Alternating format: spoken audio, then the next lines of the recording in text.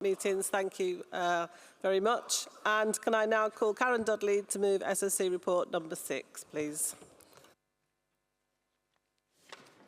President Congress, excuse my voice, I did have a good night last night.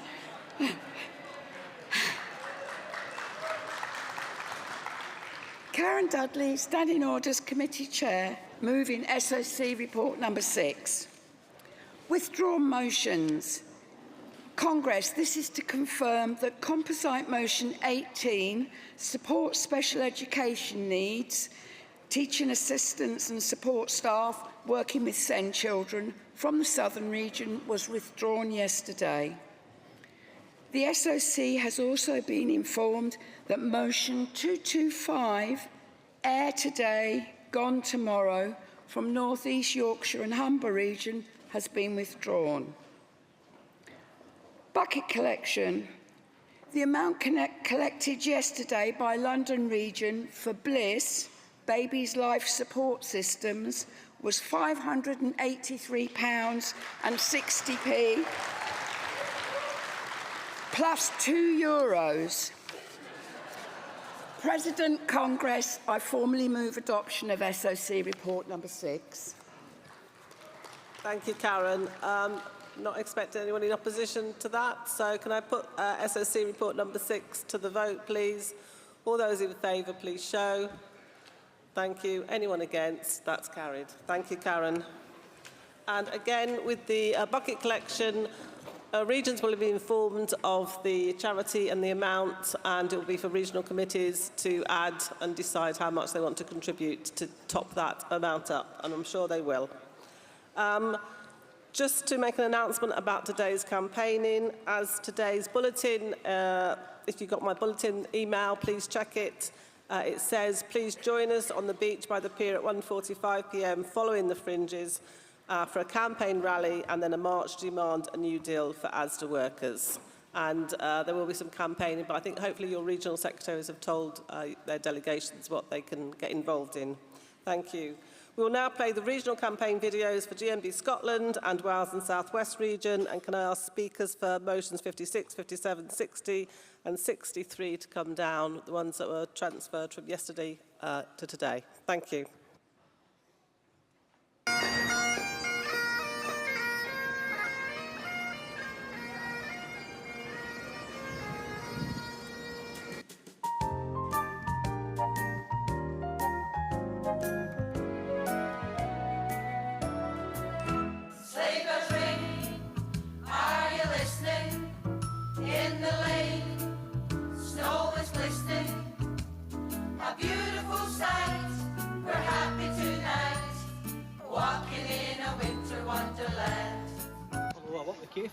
We're on strike for the next 3 weeks, so we are.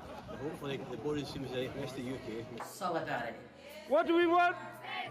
When do we want them? What do we want? When do we want them? Workers at a munitions depot in Ayrshire have walked out on strike in a dispute over retention bonuses. More than 50 workers downed tools at the DES site in Beath, which supplies missiles to the Ministry of Defence.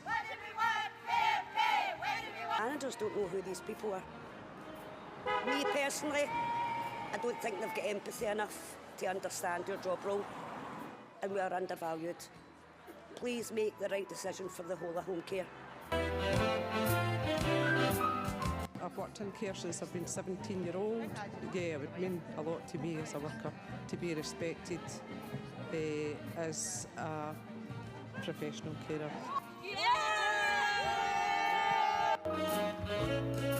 Keep their money, but they will hire a showman.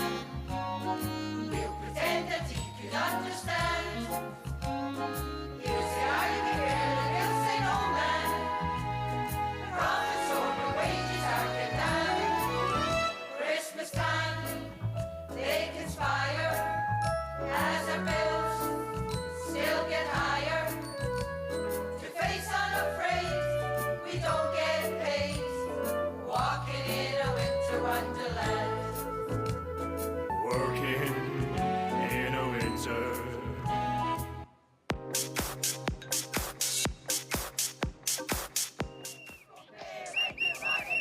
I support equal pay for ASDA workers.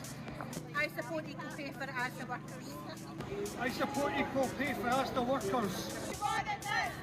GMB equal pay when we want it now! Let's end pay injustice!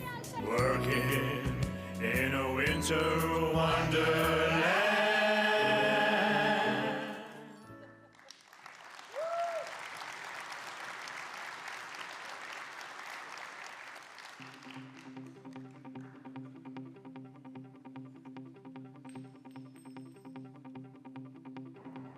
Talbot Steelworks is said to be losing £1 million a day, but the closure of these blast furnaces would see the UK become the only major economy unable to produce its own steel, and see Wales lose its last heavy industry. I mean, how did we get here? This has not been something new. We've known since last summer something was up, and long before that we needed a plan for steel which would guarantee onshore making of steel.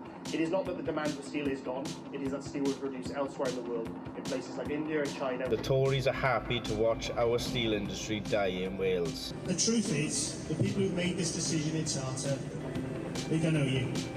They don't know the first thing about you. They think your jobs are low-skilled, dirty, and from another age. Steel workers don't only make steel, they are made of steel. We're striking really for the unfair pay for boys on site. We are paid less, a lot less, than our counterparts elsewhere, and they say it's because of where we live.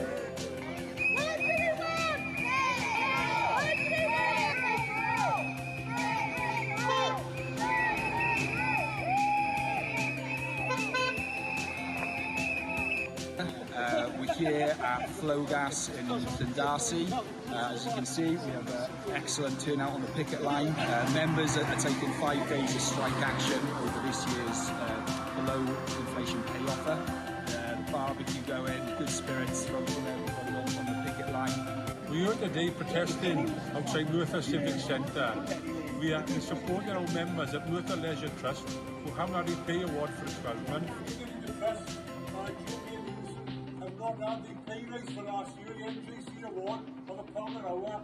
That's £1,925 down this year on money you should have earned. Good morning. We're outside ASDA Bedminster today talking to the public about the ASDA Equal Pay campaign. Let's tell you about ASDA's resistance to paying women equally and what they deserve. I'm really pleased to be here today, but so cross that this campaign is necessary.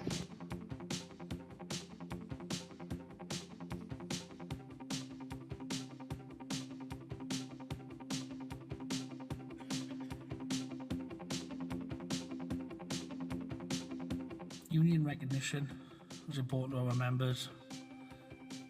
We wanted to create a fair playing field. Part of a union is massively beneficial for all ages, especially young workers like myself. I think it's a great thing to have the union because we can work together with the company, with all the boys on the shop floor, especially with the way the steel industry is. The union will fight for you and they will protect you in all aspects of your working career. I work at Sears Manufacturing. I've been in the union since September. I want to make my workplace a better place for everybody. I'm really enjoying helping our members to find out about the courses and to help them achieve their goals. It's helping you to progress, get more knowledge, get more confident at work. And if you're thinking about a life-changing career, that's something what GMB courses can accommodate as well and support you. So again, it's like for everyone. Yay!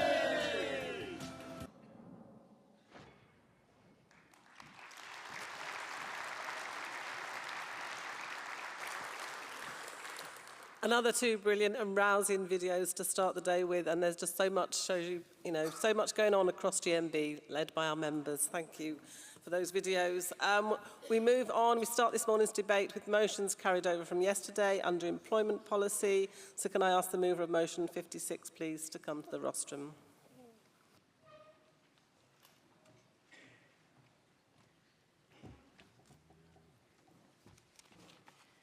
President, Congress. Nicola Waugh, London Region, moving motion 56, mandatory mental health disability training. The CEC acknowledges that mental health training is often of poor quality and encourages all negotiators to ensure what is provided by employers is of high quality.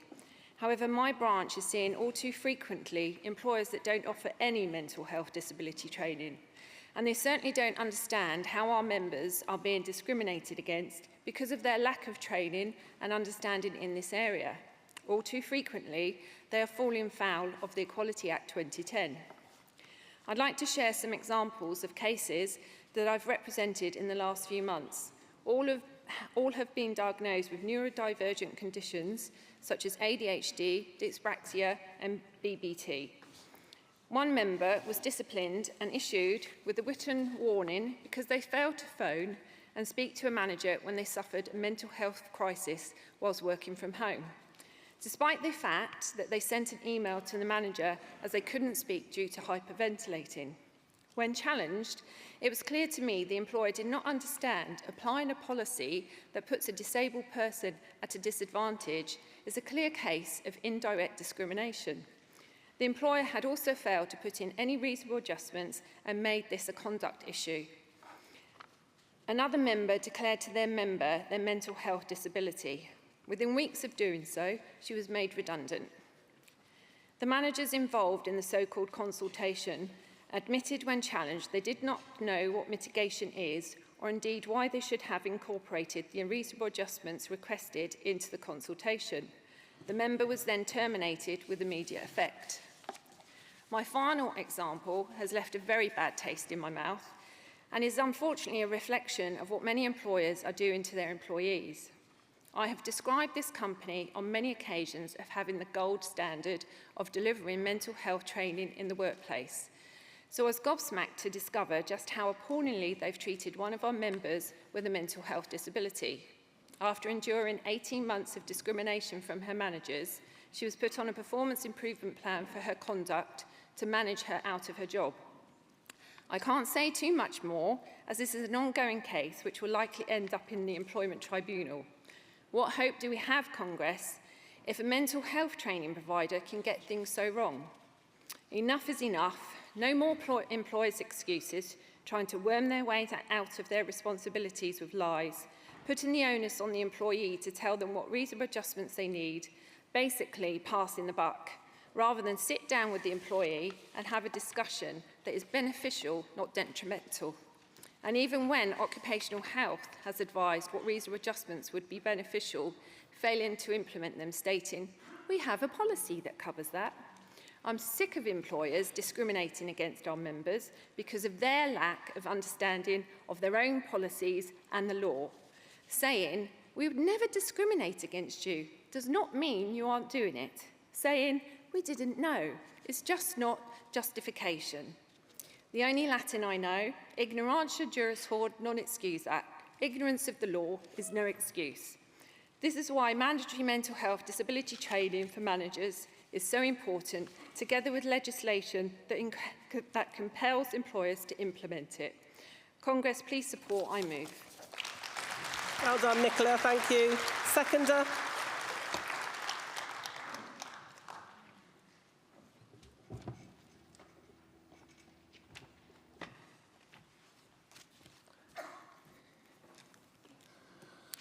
President, Congress, Coral Feynman, London Region, first-time delegate, second in motion, mental health training. We are all aware of the negative effect that poor management can have on our members. This is often amplified for people with a mental health condition. It is not acceptable, then, that managers seldom have the right skills to support people when they are experiencing problems with their mental health. This is why we need to insist on mandatory mental health training for managers. Managers need to understand the law on mental health and how to provide ongoing support to those who need it.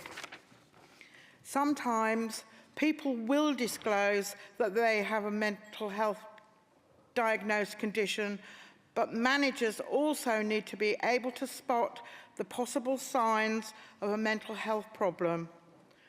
More companies are investing in mental health initiatives and implementing employer wellbeing programs, but this needs to be extended to include mandatory manager training too.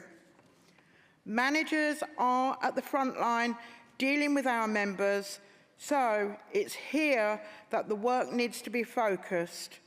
This is so important to improve our members' experiences in work and to reduce incidents of discrimination.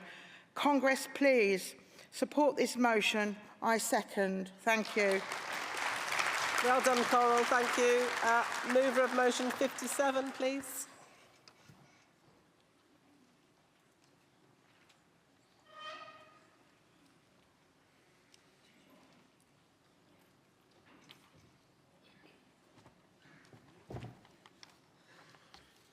Morning, President, panel. Good morning, delegates. I hope you're all okay this morning and not too hungover after last night. Sorry, behave. Right.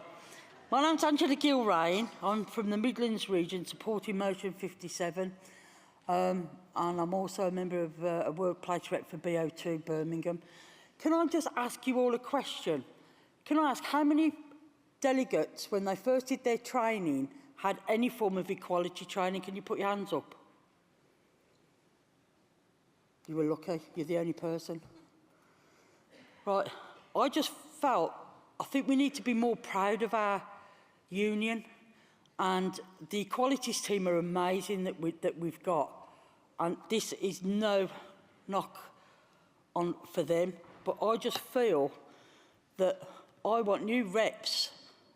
I would like new reps to be able to kind of like learn the history of our union and learn what everybody's gone through within their life as a workplace rep.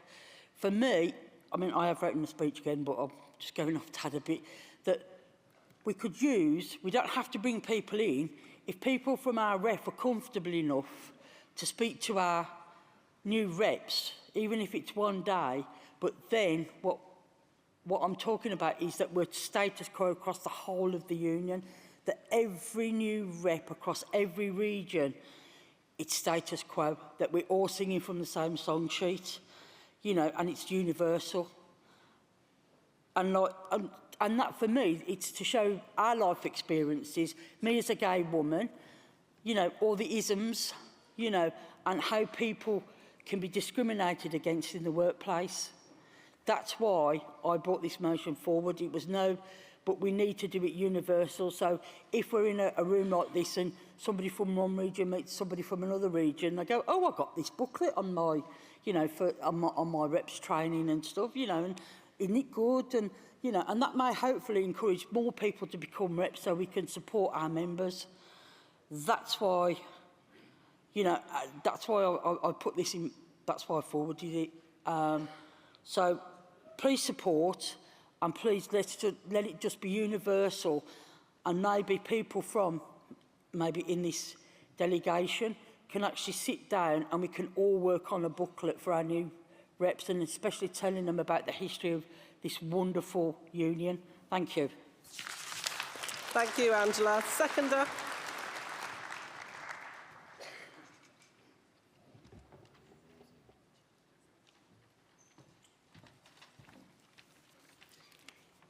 Good morning, President, Congress. I am Ash Hussain, Midlands region. First-time delegate, second-time speaker.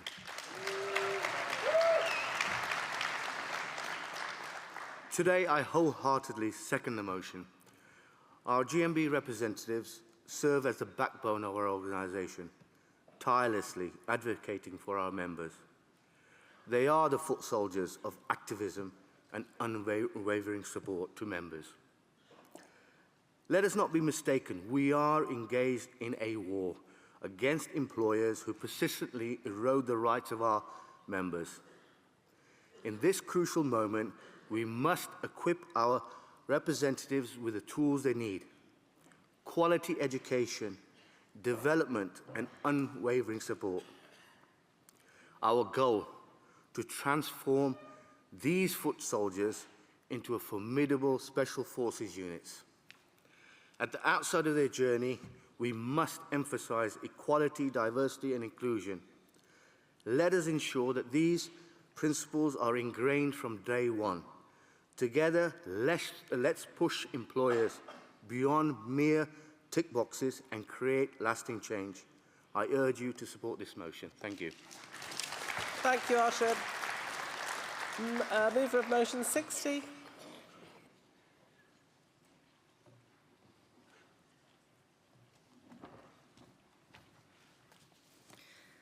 President Congress, Elizabeth Booker, London Region, proposing motion 60, breastfeeding expressing milk with flexible time in workplaces. I don't intend to go through the benefits of breastfeeding. The motion mentions some of them. Ultimately, the choice to breastfeed, bottle feed, or a combination of the two is for the mother to make. This choice is not as simple as a decision on whether to send your child to school with a packed lunch or dinner money. It involves a fundamentally intimate bodily requirement for women. And the decision to continue breastfeeding after returning to work must be motivated by the needs of mother and child, not by employers' profit or productivity measures. Protections for breastfeeding mothers are already provided in law and should be incorporated into a risk assessment carried out for returning mothers after maternity leave. But as we know, where employment law requirements are unclear, some employers will exploit the uncertainty to provide only the bare minimum. Although guidance from the Health and Safety Executive recommends providing a suitable place to rest where mothers can breastfeed in a clean, private room with access to a fridge, employers are not legally obliged to do more than just provide a place to rest. The fact the Health and Safety Executive have to explicitly state in their guidance that a toilet isn't a suitably hygienic place for mothers to breastfeed or express milk just shows you the lack of respect that has so often been given to workers who choose to continue to feed their babies after returning to work. Employers may be obliged to conduct a risk assessment for new mothers, but as long as the HSE guidance remains just that, guidance, and the law allows for minimum rather than adequate provision, women will continue to receive the minimum. Let's make sure that our members get more than the bare minimum. We want to see employers with GMB recognition agreements following Health and Safety Executive guidance in full, providing flexible hours around breastfeeding needs and providing a private, clean facility for breastfeeding mothers to express and store their milk. Congress, I move this motion. Thank you, Elizabeth. Well done. And seconder?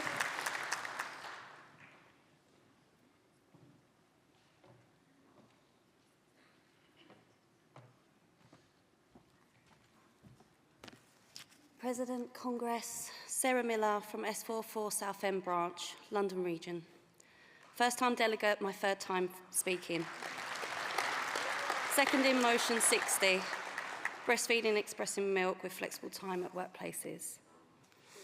Under the Fair Labour Standards Act, most nursing employees have the right to reasonable break time and a place other than a bathroom that is shielded from view to express breast milk while at work. This is available for up to only 1 year after the child's birth. The UK government recommends exclusively breastfeeding for the first 6 months of life and then to continue alongside the introductions of food. The WHO, the NHS, recommends continuing for up to 2 years or beyond. So when returning to work after 52 weeks of allowed time, we are not protected. In many other European countries, breastfeeding mothers have a statutory right to paid breastfeeding breaks or a shorter working day if they have a baby under 12 months. The UK has one of the lowest breastfeeding rates in the entire world. It's down to a lack of awareness and lack of consistent support. This lack is detrimental, as all employers must carry out that risk assessment. It is subjective to the employers having awareness, knowledge of the risks associated to new mothers, of breastfeeding and the flexible time required. I can't explain to you how difficult it was for me to try and explain to 2 male managers what mastitis and engorgement is. It shouldn't fall on me, new mothers. It should be clear in the policy. I second this motion. Thank you. Well done, Sarah. The mover of motion 63, please.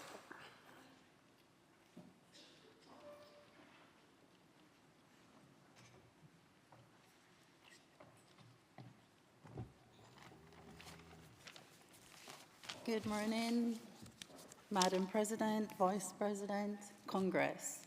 Charmaine Weston Porter, Southern Region, first-time delegate, second time speaking. Moving motion 63, paid menstrual leave. This motion is very dear to my heart, as I am also afflicted. I cannot begin to explain to you the stress and anxiety I've faced every month trying to make sure that my menstrual cycle doesn't impact my work. This topic touches on health, equality, and workplace well-being, and it's time we address it with the seriousness it deserves. Menstrual health is an integral part of women's health, yet it remains shrouded in stigma and misunderstanding. Many women experience debilitating symptoms during their menstrual cycle.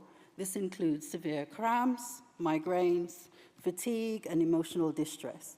Despite this, societal expectation often pressures women to maintain their regular productivity levels at work, leading to undue stress, reduced efficiency, and implementing paid menstrual leave acknowledges the reality of these experiences. It is not about giving women special treatment, but recognizing a biological process that can significantly impact their ability to work effectively. By offering paid leave, we demonstrate respect for their health and well-being, promoting a more understanding workplace culture. Several countries and companies have already adopted the policy with positive results. For instance, Japan has had menstrual leave since 1947, and more recently, companies in countries like South Korea, Indonesia, Zambia have followed suit. These examples show that menstrual leave is both feasible and beneficial. It reduces absenteeism and increases overall productivity by allowing women to take the necessary rest without the fear of economic loss of job security. Moreover, implementing paid menstrual leave can have a broader social implication. It can help normalize conversation about menstrual health, breaking down the stigma, encouraging a more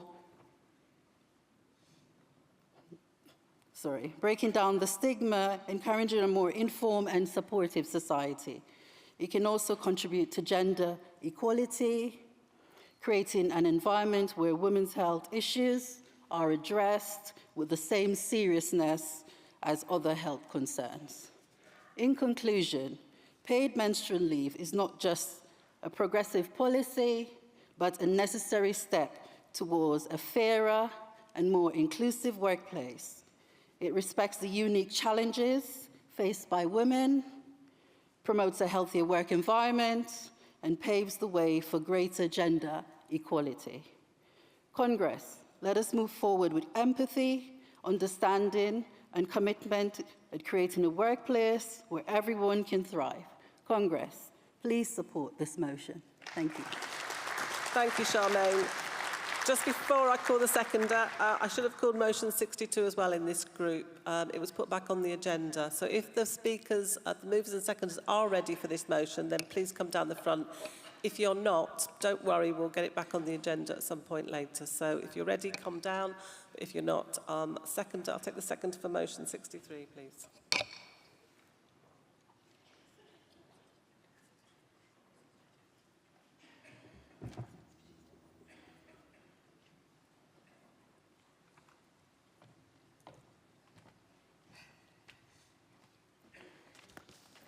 Madam President, Congress, Alison Simon, Southern Region, first time delegate, first time speaking. Seconding motion 63. Congress, lived and living experiences is one of the best ways to try and understand what it's like in someone else's shoes. Ali is age 21. Having to work when I'm experiencing my period symptoms is extremely difficult. My energy is often low, and working while having painful cramps and headaches affects the quality and efficiency of my work. It can also be uncomfortable sharing these troubles with my line manager. Shafi, age 47. In the first couple of days, I suffer from pain in my hip and lower back. My inner thighs ache, a throbbing pain spreads down my leg. I also have painful cramps in both knees. During my lunchtime duties, I must be on my feet for over an hour. The pain is often severe and affects my duties, and sometimes I must sit down. Due to heavy periods, I feel lightheaded and sick. Sometimes the pain is so unbearable, I have to go home early, not completing my shift. Congress, about 80% of women experience period pain at some point in their lifetime. You can suffer from period pain from as early as your teens, if not before, right up to menopause. Maternal leave will allow members to take time off without feeling guilty when period symptoms like cramps, nausea, dizziness become debilitating. For many workers, menstrual symptoms make carrying out simple daily tasks difficult. Congress, most women try to push through and go to work anyway. This is often because they feel reluctant to disclose menstrual-related symptoms to their superiors for fear of being perceived as weak or incapable of doing their jobs. This policy will allow members to recover in their own time without forcing them to deplete their annual leave. It will also help break social stigmas in workplaces. Congress, by supporting this motion, you empower women to want to be at work, to put their best foot forward. Please support this motion. I second. Well done, Alison. Do I have a speaker for motion 62? No? Yes? Oh, good. Yeah, please come to the rostrum, Taranjeet.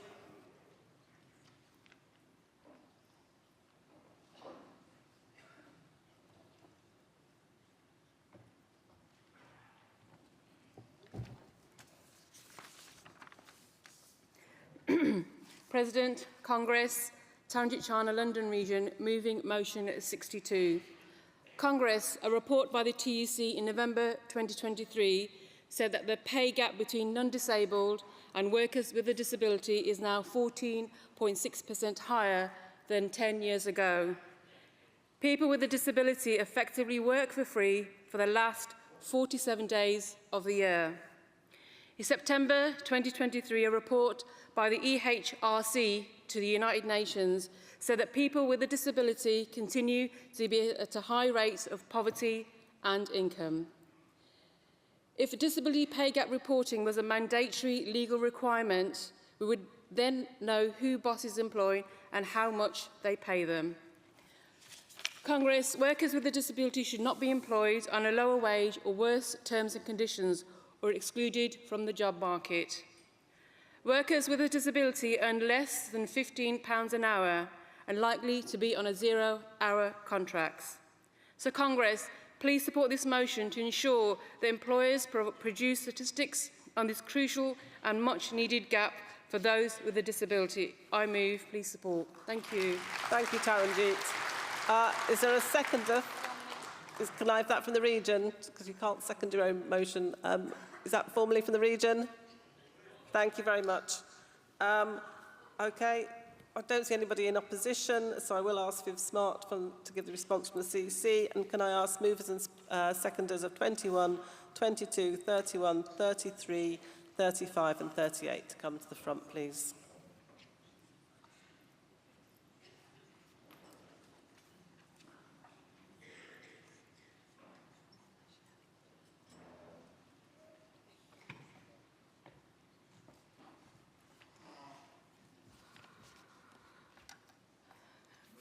Viv Smart speaking on behalf of the CEC, responding to motions 56, 57 and 60.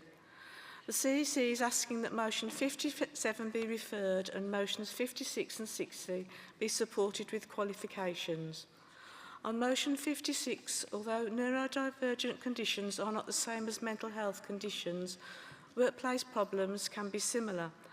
We encourage negotiators to ensure that training provided by employers is high quality, co-designed or delivered by people with personal experience and promotes the social model of disability.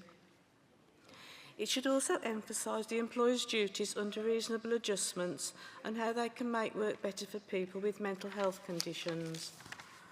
Our qualification is that it is not Congress's role to determine the content of individual collective bargaining claims, which must be in the hands of members affected. The CEC is asking that motion 57 be referred to the National Equality Department to correspond with the Regional Education Officers Network and confirm the current equalities content in new REP training. REP training is always evolving and under constant review. All regions do provide equality training to REPs. It would not be appropriate for training content to be dictated nationally. Sometimes content will differ across regions and nations to reflect different legal contexts. Training has been developed and provided by the National Equality Department, including on the trans and non-binary campaign toolkit. This can be provided when requested by branches and regions. It is co-delivered by trans and non-binary members, some of whom sit on regional equality forums, the National Officer and Women's Campaign Units, joint work address race and gender equality within a progressive organising and campaigning framework, and will be available to all officers and reps. The National Race Officer is also developing a GMB-centric anti-racism training package for all GMB lay members and employees, in accordance with the Dr. Elizabeth Henry recommendations. The CEC is supporting motion 60 with qualifications. Our qualifications are firstly that, whilst it is commonly accepted that breastfeeding has benefit to both parents and children, not all of the claims in the motion are agreed by all researchers. We must ensure those who can breastfeed are not prevented from doing by their employer, whilst being sure not to stigmatise those for whom breastfeeding is not an option. The motion contains a mixture of calls, some of which are on top of what is required by law. Through campaigning, regions and branches should seek to ensure that employers meet their legal obligations and are decent employers for new and prospective parents. Regions and branches can also run campaigns for increased rights, access to facilities and time off for breastfeeding workers. In doing so, they are welcome to contact the National Equality Department and Women's Campaign Unit for support. To sum up, the CEC is asking that motion 57 be referred and motions 56 and 60 be supported with qualifications. Thank you. Thank you, Viv. I'll take the two motions first that the CEC are advising to support, motion 63 and motion 62. All those in favour, please show. Thank you. Anyone against? That's carried. Midlands, do you accept to refer back motion 57? Thank you. There's no vote needed on that. London, do you accept the qualifications on motion 56 and motion 60? Thank you. So I'll put those two to the delegation. All those in favour of motion 56 and motion 60, please show. Thank you. Anyone against? They're both carried. We now move on to the first motions for debate this morning under Union Organisation, Finances and Contributions. So could I have the mover of motion 21, please?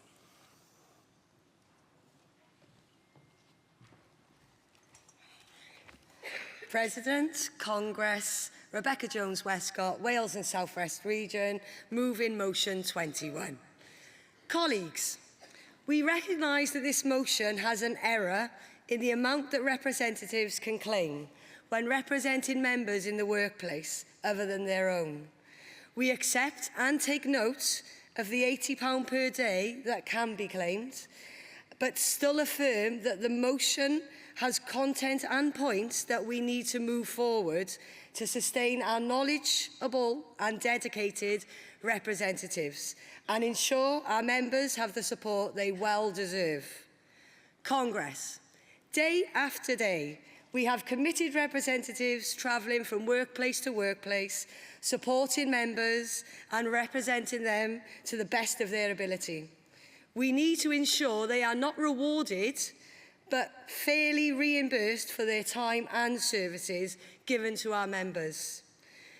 GMB members often feel a profound sense of empowerment and security when they are effectively represented and supported by workplace organisers.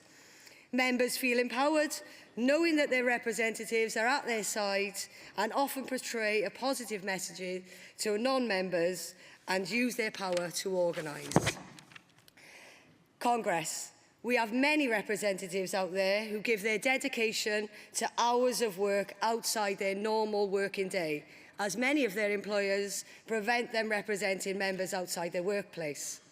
They are not asking to be paid for their services, just to be given a fair reimbursement for the hours they dedicate to our members. Colleagues, we want to campaign and organise. Officers would be given the opportunity to do this more effectively if we were to give little more to our representatives who devote their time to members. Given the referral to this motion, we appreciate that the CEC will have an opportunity to review the amounts payable under the current arrangements and will consider and take advice on how any payments to those not employed can be made. Congress. We have amazing representatives who give hours and hours of their time by representing members and supporting our officers. Let's embrace this motion and support the CEC in devising a process and platform where many of us are recognised for what we do and not out of pocket for doing what we love. I move. Well done, Rebecca. Seconder.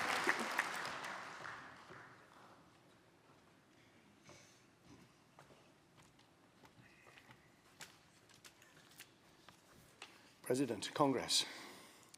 Jonathan Strachan-Taylor, seconding motion 21. Colleagues, as the motion states, we recognise that members at some point will need the valued expertise and support from their workplace organisers. We also recognise that not all members work at fully recognised workplaces where access to support and advice are not at hand. With strong representation, our members feel more secure in their jobs. They trust the union, which are their representatives. Workplace and branch reps dedicate their valued time to our members. They do this because they care, and they do it because they have a passion for what they do. Many times our reps put the union first before themselves, and this leads to jeopardising a chance of promotion and wider job opportunities because they are trade union advocates. We should recognise that our representatives are skilled, knowledgeable individuals, and we need to sustain their talents by looking at measures to ensure they're not out of pocket and are paid what they deserve. Colleagues, we acknowledge the refer stance from the CEC and how the CEC set payment scales for expenses and subsistence, and now have an opportunity to review the amounts payable under the current arrangements and to consider and take on how any payments to those reps who are employed or not can be made.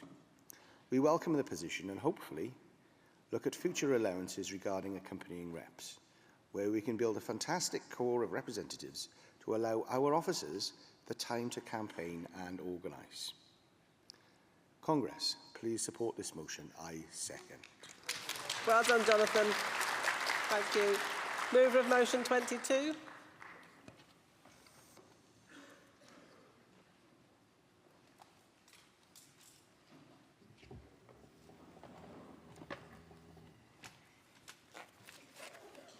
Morning. Good morning, President. Congress. Alan Hickman, Midlands Region, Branch 42, first-time delegate, first-time speaker.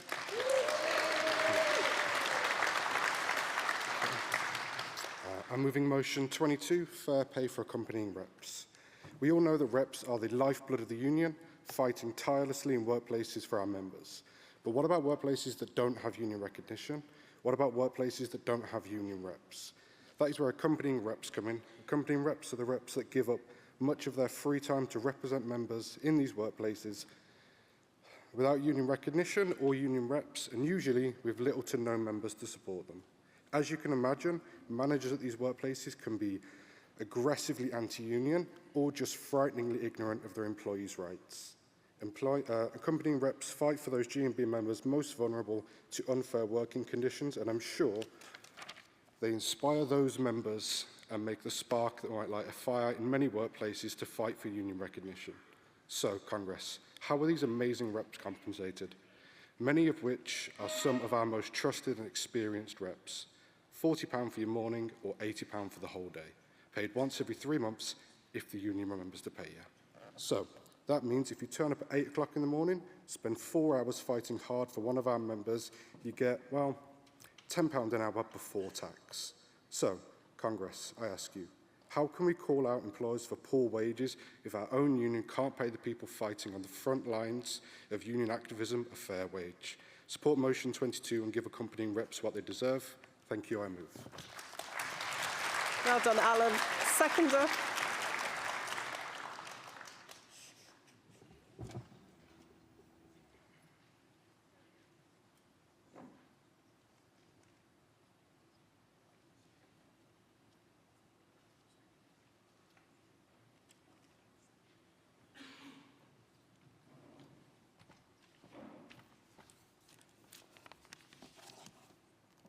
Good morning, President. Good morning, Congress. Rosemary Cooper, Midlands Branch, second year delegate, second year speaker. Motion 22. Today I called Congress in support of the motion on the committee representative to invest in the excellent work and guidance our accommodation reps do. Their compassion, commitment and fundamental to support this. So can we, as Congress, support this in taking time and effort to amend on what excellent work these accommodation reps do for us, GMB. Thank you. Well done, Rosemary. Thank you. The mover of motion 31, please.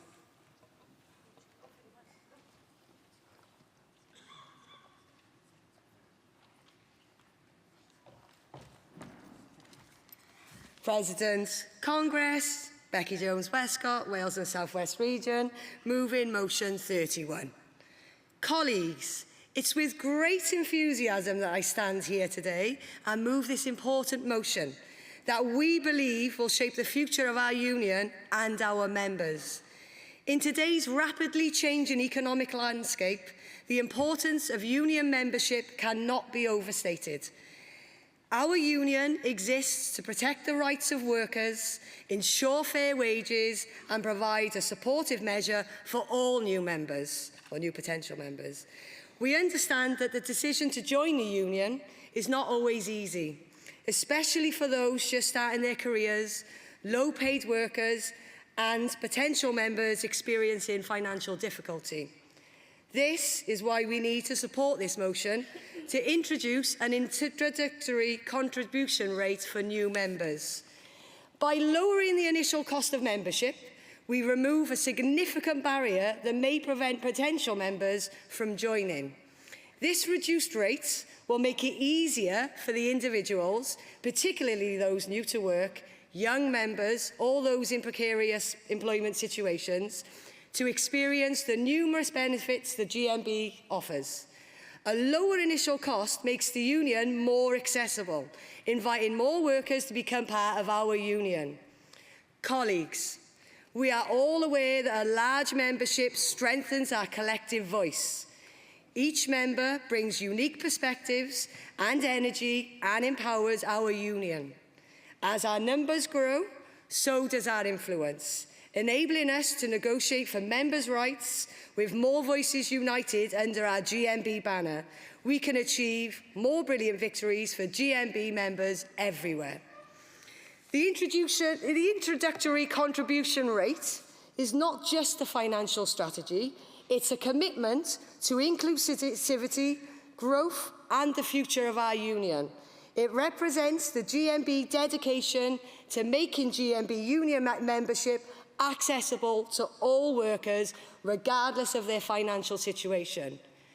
Colleagues, this is motion set an opportunity that stands for solidarity, support and collective action. Let us embrace this initiative with hope, knowing that it will pave the way for a stronger, more inclusive union.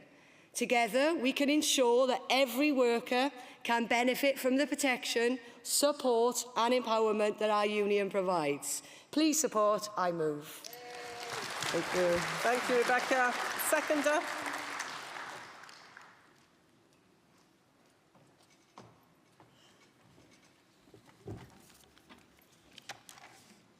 President, Congress, Suzanne Williams, Wales and South West Region, seconding motion 31. Congress, we welcome the CEC stance to refer this motion to give the CEC the opportunity to assess the effect of a 12-month introductory rate for new members, albeit subject to a salary threshold, and to plan how this could be applied. Congress, by joining the GMB at an introductory rate, new members immediately access a wide range of services and benefits, from professional development opportunities and legal assistance. A positive experience can lead to long-term loyalty when new members see the value the union provides at an affordable cost. They are more likely to continue their membership at a standard rate. We would, of course, need to ensure a robust system is in place to ensure the members are moved over onto the standard rate once the 12 months have expired. We believe by supporting this motion there is mass potential in membership growth. By offering the lower rate, the GMB will stand out among others. This is particularly effective in sectors where the union membership density is lower, allowing us to expand our reach and support even more lower paid workers. We can continue to fight for them as we have been over past years, significantly more since we've adopted the campaigning and organising strategy. This motion will place the GMB as an innovative and inclusive union committed in adapting our union to the needs of all workers. Please support this motion. I second.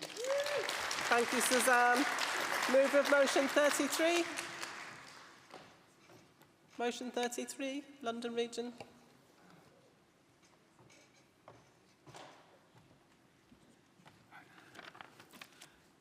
Good morning, Congress.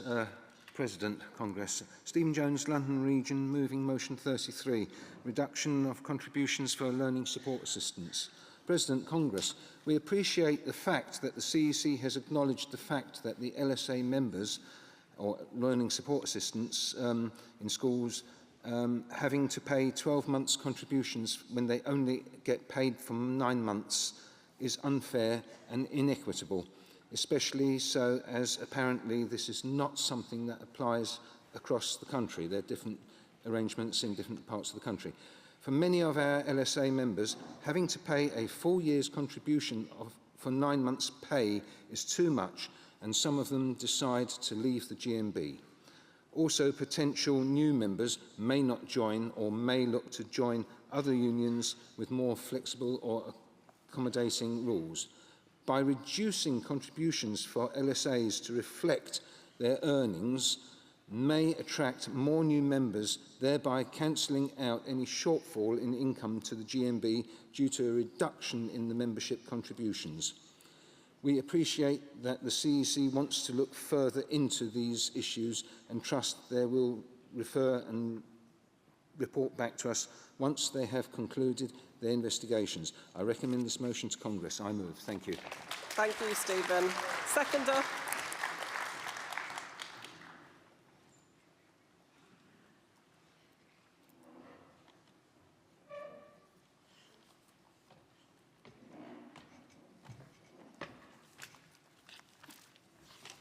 President, Congress, Trudy Chu, London Region, seconding motion 33. 2 years ago, I spoke at Congress about the plight of school support staff, very close to my heart. And I'm talking all support staff, not just TAs, love TAs, but they are all a crucial part of the school jigsaw that educates your children and your grandchildren and the future of this country.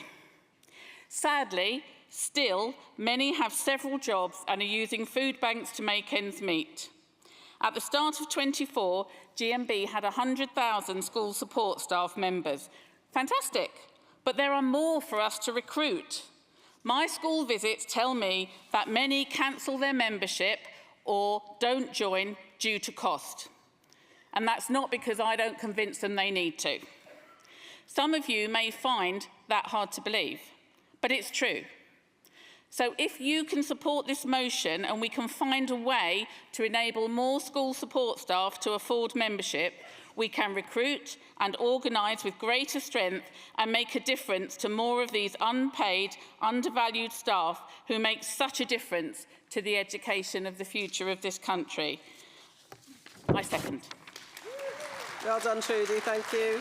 Mover of motion 35.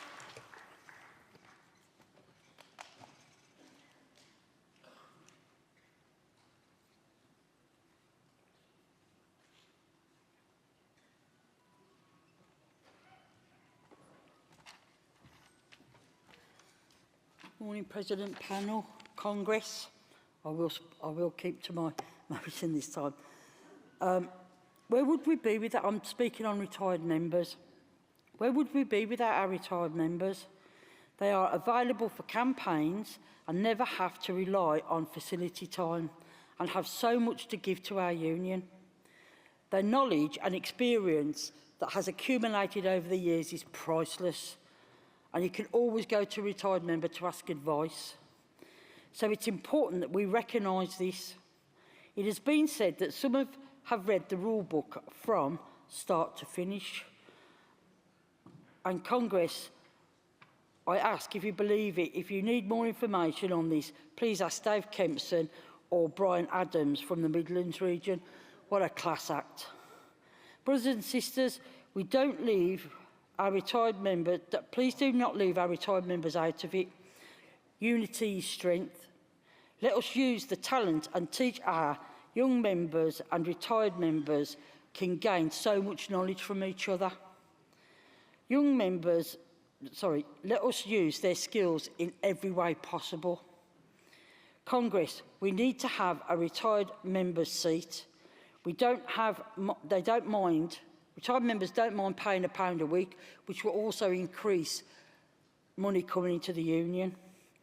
And it makes them feel inclusive. We are calling for a much-needed review. Nothing else, a review. They are an ageing workforce, and remember, most of us hopefully will reach retirement age one day. That is why I'm moving this motion. Please support. Thank you. Seconder.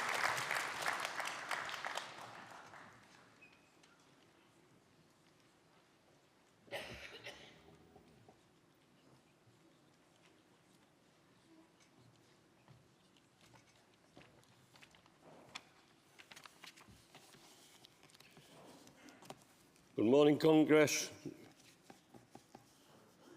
President Dave Wallace, seconding motion 35. My comrade has covered most of the points in this motion, and I agree with the comments made, and I am asking Congress to please consider these important implications. As previously said, we are calling for a review only. Then will this be disclosed and debated? The finances of our organisation are vitally important, always and more so in these uncertain times, and equality is at the forefront of our union. The time is here for change, and this is what this motion is calling for. A seat for our retired members in their own right. The structure of our union has changed from 7 regions and not 9, and the dynamics have also changed in the public and private sector. It's now time to change and improve our Retired Members Association. We are calling for £1 a week subs so all retired members are paying members of this great union. Congress, I second this motion. Thank you, David. And the mover for motion 38, please.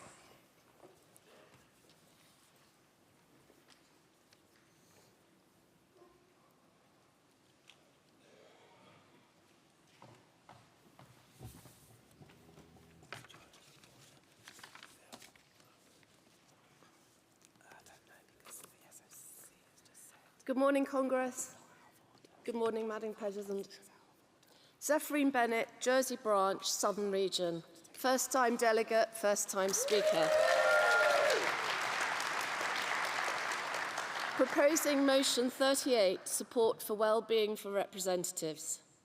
Congress, what do GMB members do when experiencing problems at work? They approach us, their reps, for help. Reps are the foot soldiers doing the groundwork of the union. Reps provide first aid for their members' problems.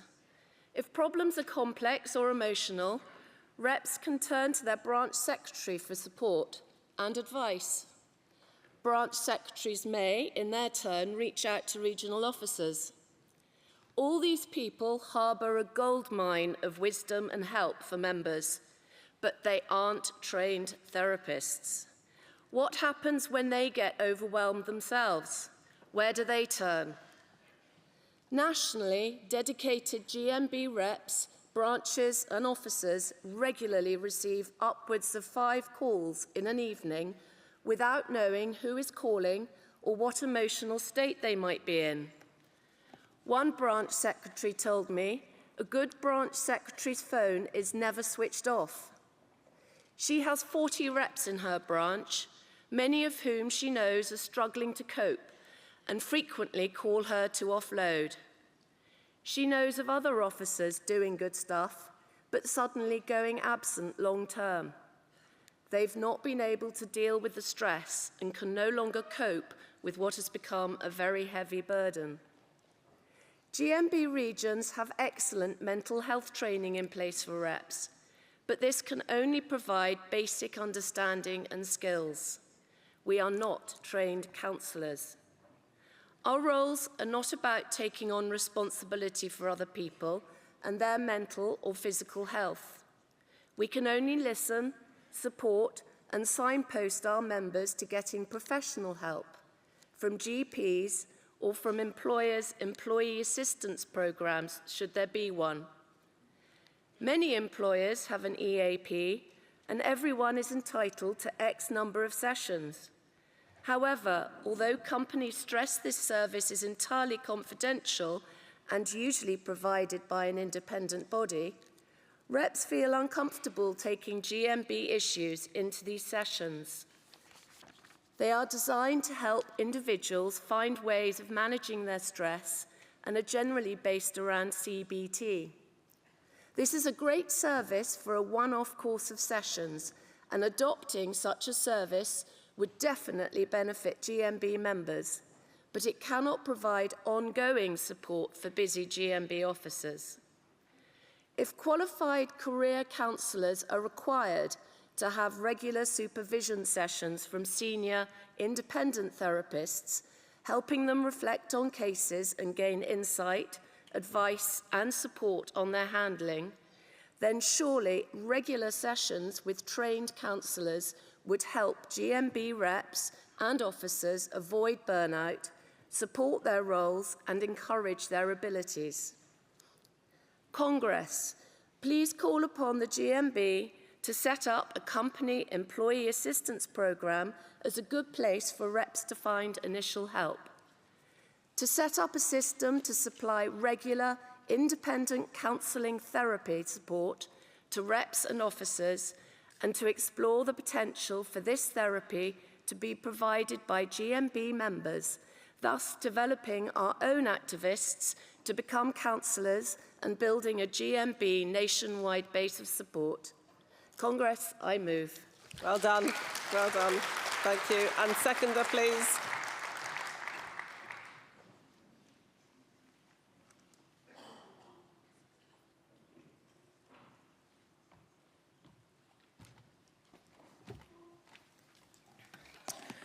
Good morning, Congress. President, Vice President, Charmaine Hyman, Southern Region, seconding motion 38, support for wellbeing for representatives. Who provides support for the mental health and wellbeing of GMB workplace representatives and lay members, particularly when their GMB activities adversely affect them? The current support system, which relies on branch secretaries and regional officers, is insufficient, as these post holders are not equipped to handle the sensitive nature of these issues. There is a need for a duty of care that mirrors the expectations representatives have from employers towards their members. Lay members and workplace reps endure cases that can be stressful, time-consuming, problematic, challenging, awkward, ugly, grim, distressing, testing, combative, and trying. These various stressors and emotional challenges affect their psychological state and exacerbate neurodivergences. The establishment of an independent service within the GMB to offer specialised support and guidance to these individuals, especially when they face formal union processes or interpersonal conflicts that leave them isolated due to confidentiality constraints. An independent service is more appropriate than the individual's employees' assistance programs provided by their employers, as the independent service would cater specifically to the needs of the GMB representative. The provisions of such support is expected to not only assist in current wellbeing challenges, but also equip the representatives with tools to manage future issues, thereby fostering trust in GMB processes and demonstrating that their wellbeing is valued. This motion calls for the GMB to protect and support its representatives. The wellbeing of representatives is as crucial as that of the members they serve. Congress, I second this motion. Thank you, Charmaine. Does anyone wish to speak in opposition? Do you want to speak in opposition to any of those motions?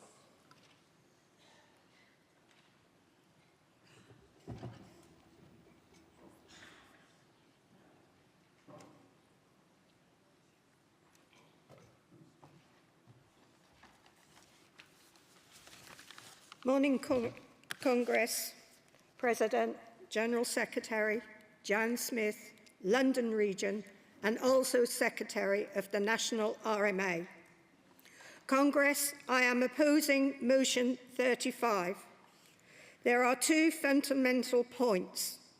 First one, it requires a rule change, and this is not a rule change year. Secondly, it's asking for £1 a week contribution. Again, colleagues, it would need a rule change. It is saying that we need a seat on the CEC. We cannot have a seat on the CEC until such times we are recognised within our own rights. So, colleagues, I'm asking you, in your conscience, to please oppose this motion.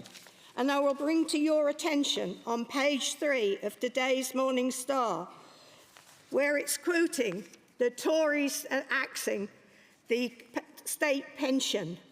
Now, a lot of our pensioners, a lot of our retired members, even some of you who are working, £1 a week is essential, and it can stop a lot of their things, and they are applying to the food banks. The food banks have never, ever been so busy as they are this year. Colleagues, please oppose this motion until such times there is a rule change. Next year is the rule change, and that is when it should be brought in. And if you recall last year's rule change, a motion was withdrawn in favour to allow talks to continue with Gary, our General Secretary, and I can tell you up to now, those talks have not taken place, but I'll assure you we will start talking about them, so please oppose. Thank you, Jan. And do you have a right of reply?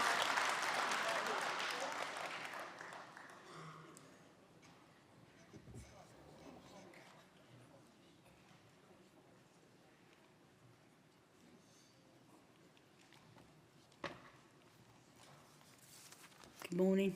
Thank you for your contribution, London. We are actually not asking for a rule change, but a review, that the retired members are treated the same as in all equality seats. It's not a rule change you're asking for, it's a review. So please support the motion. I understand being passionate, but it's not a rule change you're asking for, it's a review. Thank you. Thank you, Angie. I now ask Gary Smith to respond on behalf of the CEC.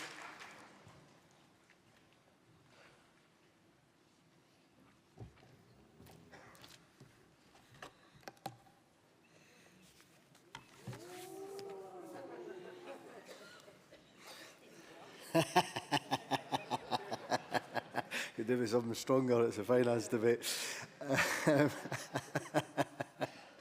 Gary Smith, President, Congress. Gary Smith, General Secretary and Treasurer, responding to motions 21, 22, 31, 33, 35 and 38, all of which the CEC is asking to be referred.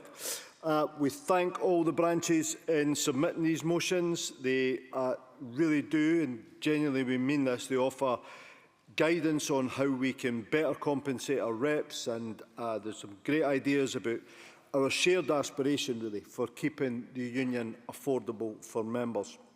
And it's not lost on anybody on the CEC that the union ultimately is funded with the members, and it can't exist without our members.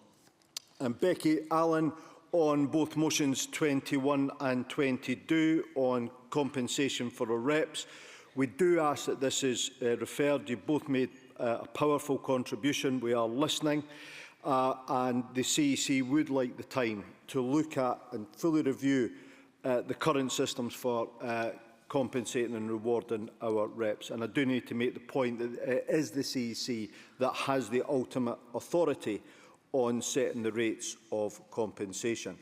On motion 31, Becky, we are willing to undertake the work modelling different membership rates, and a referral would give the CEC the opportunity to assess the effect of a 12-month introductory rate for new members subject to a salary threshold. And it would give us a chance really to look at how this could be applied. Stephen, motion 33, thank you for moving that. Again, the CEC would like a space and an opportunity to consult across the union, and a referral would help us do that. The truth is, in terms of rates for school support staff and actually working practices for school support staff, they do vary across the regions and nations of the union, and that does have implications in terms of the amounts of money paid. So we would like the opportunity to review practices throughout the regions and nations and see if we can get to a common agreed position.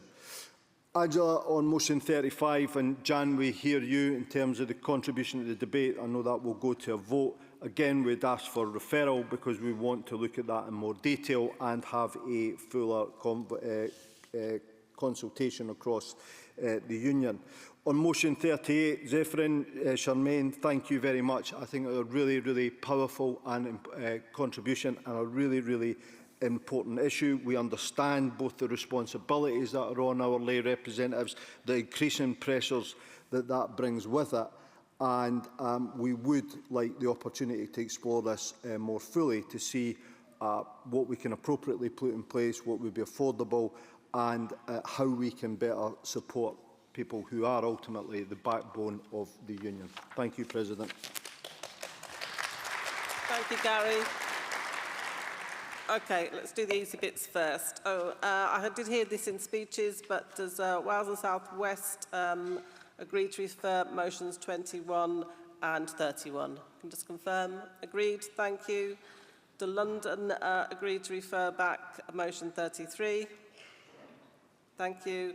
And does Southern agree to refer back motion 38? OK, thank you. And on motion 22, does Midlands agree to refer that? Thank you. All those then don't need to vote because there was no opposition and the reference back has been agreed. Midlands, do you accept the reference back on motion 35? Thank you. Because there was opposition, though, I will have to put that to the vote. And so therefore, I'm asking you to accept the decision to refer. So all those in favour, please show. All those against? That's carried. Thank you. Can I call on the General Secretary and Treasurer, Gary Smith, to move the annual statement and financial proposals? Thank you. Thank you, Congress President. Gary Smith, General Secretary and Treasurer, moving the financial statements for the year ended 31st of December 2023. As no questions have been submitted on the financial statements, I will move their adoption. I also would like to use this opportunity to welcome Alison Turtle, our new Head of Finance. Alison is on the stage with us today. Alison took over from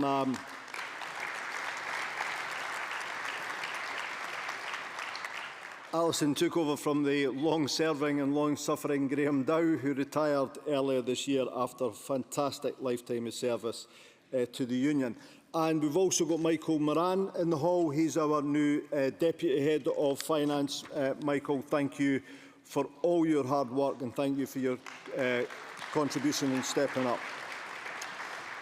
And I know Alice and Michael, we've been putting together a new finance, it's a new finance team coming together with new auditors. You've both, and the whole team at the NEU, I mean, what a fantastic job you've done over the past number of months, and thank you for that. And we really appreciate you hosting the Fringe meeting on Sunday on the financial statements as well.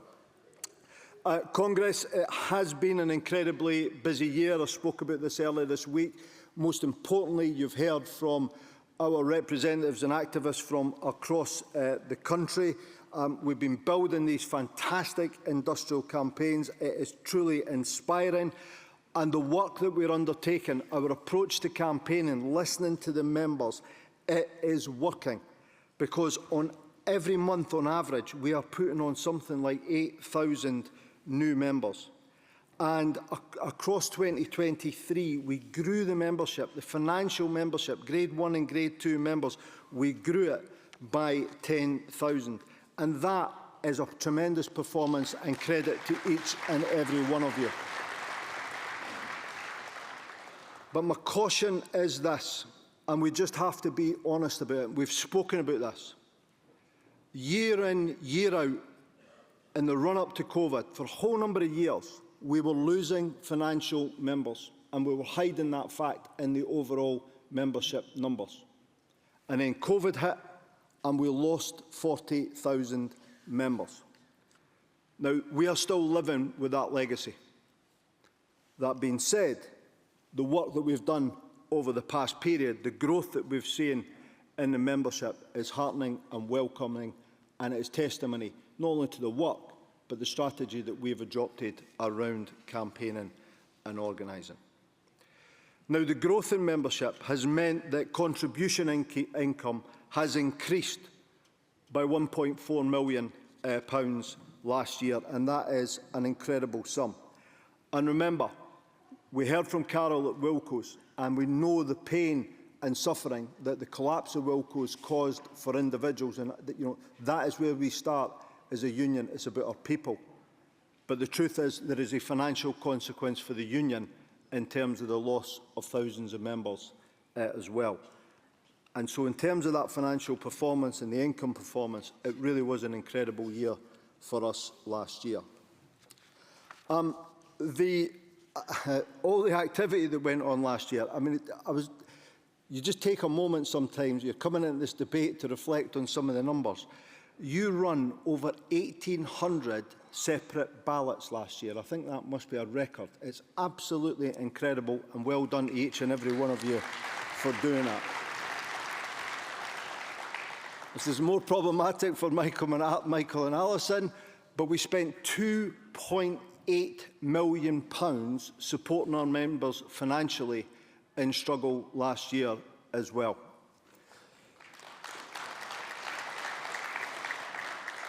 Now, we've talked about equal pay a lot this week. I'm so proud of the fact that we're talking about equal pay and working class women getting robbed of their wages, and not just talking about it, but doing something about it. And I will always say to this, we know from experience that what wins ultimately in equal pay campaigns is organising and the preparedness to take demonstrative and strike action. But equal pay does have to be backed up by legal support. We have a game plan about how we're going to deal with some of those costs going forward. But last year, the truth is, in supporting our members in the fight on equal pay, we spent £700,000 on our legal bills. In terms of Union line, we have had this business and we've taken papers to the Finance and General Purposes Committee. We'll be talking about this with the new CEC. We have a viable business in Union line. We've had it independently looked at. But the truth is, we are dealing with a lot of historical and legacy issues. We've spent £1.8 million covering debts to a service provider to Union line and to deal with some historical underfunding of the business. In terms of the general election, we do have the prospect of a Labour government, and we agreed we would not move, as we had been doing for a number of years, move money from the political fund into the general fund. We want to have as much money as possible in the political fund going into this general election, and our members, I am delighted to say, voted decisively in favour of having a political voice through the political fund ballot earlier this year.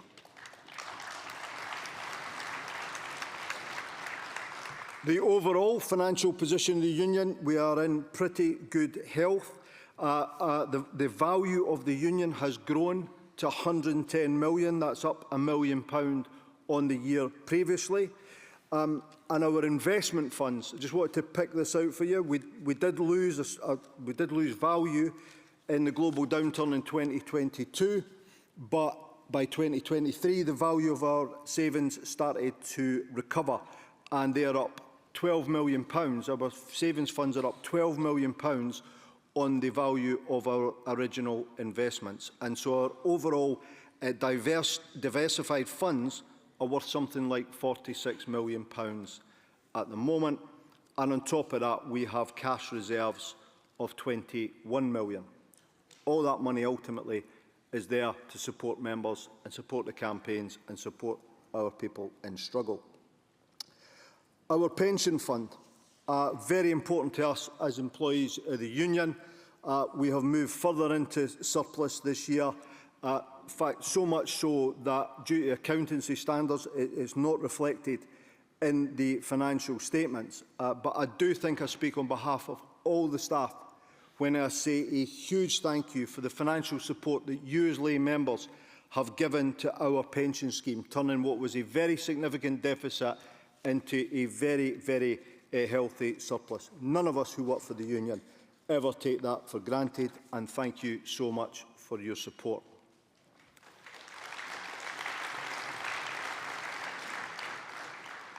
At Congress, when I stood for election, I did say that I wanted to make it cheaper for people, or more affordable for people, to be union members. We froze subs. We've frozen them for the past number of years, and by not doing what we've been doing year in, year out, putting up 5p and 10p, we have put £9 million back into members' pockets, and I think that's been hugely important. It's hugely important that we, as a leadership of the Union, and this Congress recognises how difficult it has been for our membership over the past period. What we also have to recognise, however, is that the organisation itself is not immune to the inflationary pressures that we've seen in the economy. Now, the key to finances of the Union, and if we want to keep subs pegged, if we want to reduce in real terms the cost of being in the Union, we've just got to be level with you. We've just got to keep building the organisation. The key to the finances of the Union is membership growth, and we'll be talking about that in the months ahead. We did fantastic last year, average about 2% growth, but I think we can get to 3% and more, and that really helps with the finances of the Union and takes the pressure off. But the truth is, we have to understand, and again we've got to be straight with each other, running all the campaigns that we've been doing, does mean that we have to commit finances and resources. And if we keep doing more of that, of course, we are going to keep winning, and hopefully we will keep building. But to ensure that we can continue to invest in all the good work that we're doing, the CEC is proposing a small increase in our membership subs this year, and we do not do this lightly. I go to a lot of workplaces around the country. On the one hand, I see the fantastic wins that we've been having, above inflationary pay rises, but I'm under no illusions about the pressure our people are under the length and breadth of the country. But we are asking this year for a 7p a week on full-time rates, which is 2% increase, and for Grade 2 members, 2p a week or 1%. And we think those sums balance affordability with ensuring that we've got the financial resilience and good health in the organisation. Finally, on the auditors, and I said we've got a new auditors which you agreed to appoint last year. They are Crowe. We will review that process every 5 years, but we did say that we would seek a commitment from Congress to reappoint our auditors every year, and I am asking you to do that. So, Congress, please adopt the financial statements, the reappointment of our auditors, and please also support and adopt the related rule amendments CEC RA2 and CEC RA3. Thank you, President. Thank you, Gary. Can I ask someone from the CEC to formally second, please? Thank you, Kevin. I can take speakers, one speaker per region, if any region wishes to speak in the debate on those financial proposals, please come down the front. I won't take any order, just come down the front and just go up on the rostrum.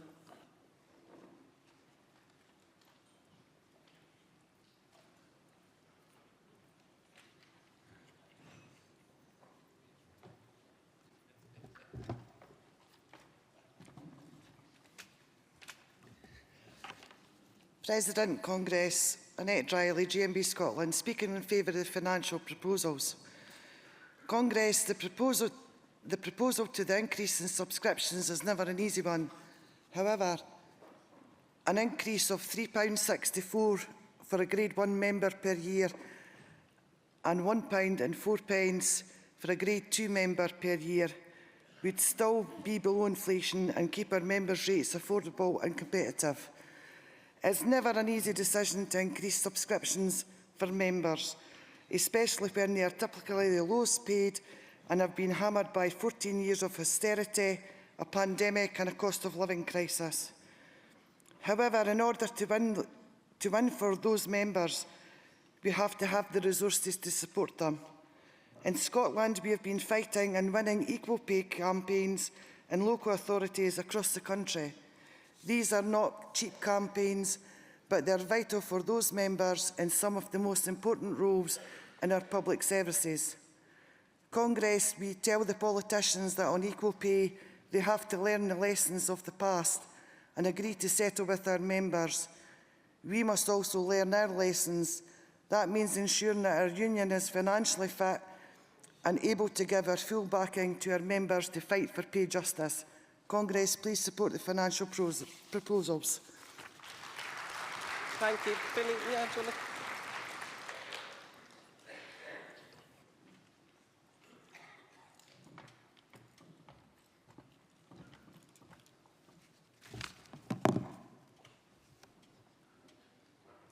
President, Congress, John Inokuba, Southern Region. Speaking on the CEC Financial Proposal 2024, the Southern Region engaged in a robust debate regarding this proposal to increase the sub at this time, considering the impact of the rising cost of living that affects everybody, especially our low-paid workers.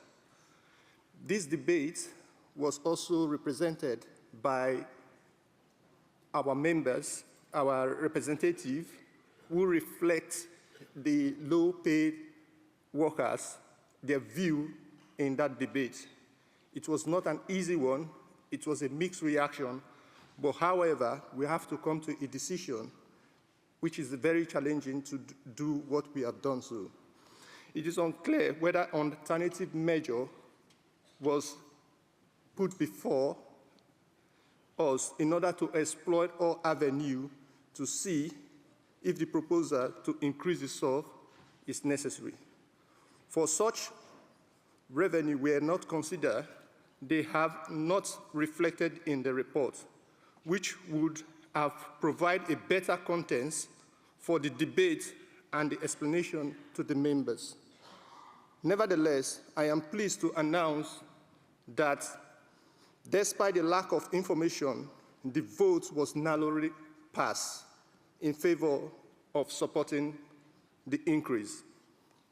Therefore, Southern Region is fully in support of the financial proposal to Congress 2024.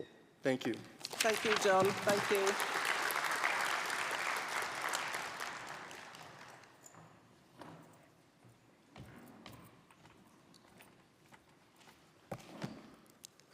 President, Congress.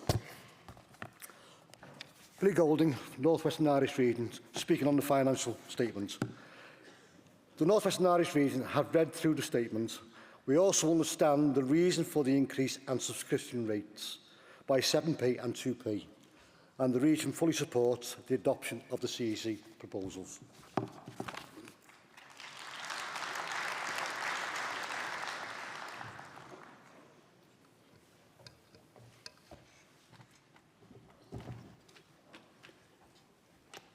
Ian Burkitt, Midlands Region, speaking in support of the financial proposals.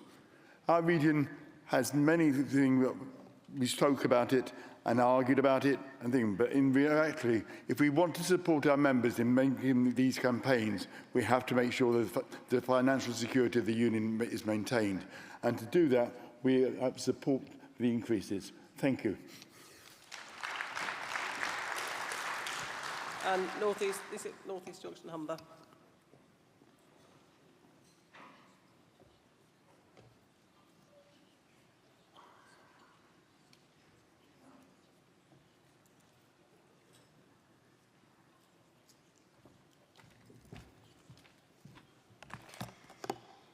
President Congress, Hannah Butler, Branch Secretary for A61, Asda's Branch. Opposing the increase in members' subs. Look, we get it.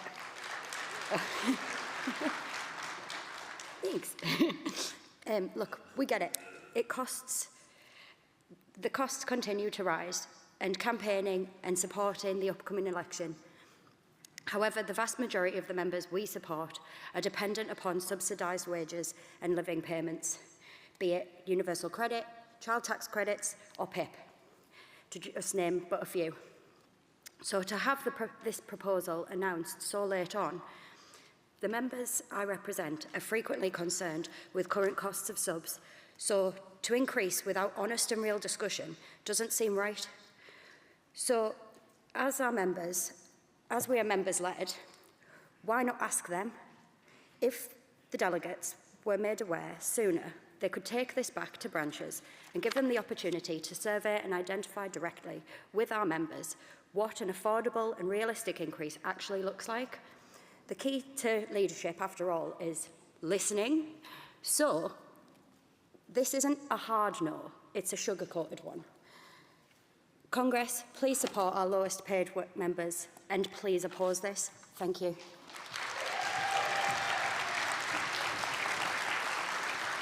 Thank you, Hannah.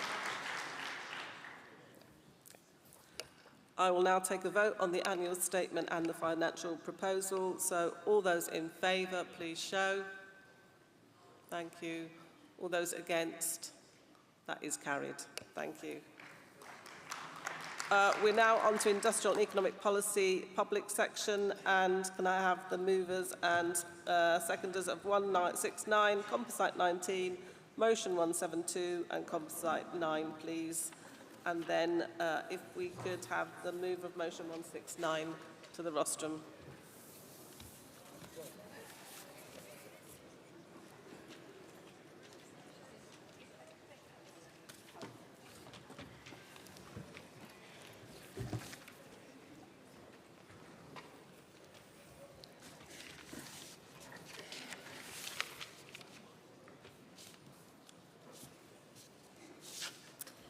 Right, Vice President, Congress, MFA, Southern Region. Moving motion 169, stop the eradication of trade union facility time. Picture it, January 2024. I am very excited to start my new seconded role as Assistant Branch Secretary for GMB. A few days later, I am told that my Labour-run council want to eradicate my role, all before I've got to work on my first case or even figured out how to log onto the office computer. It became clear that my employer did not understand the role of a trade union rep. They didn't know we take time to prepare for cases or negotiations. They didn't know we take phone calls from distressed members. They didn't know how much time we spend in our meetings. We decided to educate our employer on what a working day looks like for us. They didn't want to keep listening once they realised how much unpaid overtime we do across each week. Less facility time will mean less support for our members and the issues they face every day. We are currently dealing with high numbers of restructures and redundancies. Our work is vital in fighting against these cuts, but we can only do this if we have a fair facility agreement in place and one in which will be adhered to by our employers. As a union, we have over 500,000 members. Whenever one of them decides to call or email, we need to make sure someone is available to listen, guide and fight with them all the way. We want to be there for our members during those stressful and scary situations they find themselves in. We want to sit side by side with our members during workplace meetings. We want to help keep our workplaces safe through our roles as health and safety reps. We want to represent our members individually and collectively at negotiations. We want to empower our members to fight for what's right. This can only happen if we commit ourselves to campaign for improved facilities times for our reps and lay officials across all sectors, including our Labour-run councils. We need to call on our incoming Labour government to strengthen our rights for facilities time in the New Deal for Working People.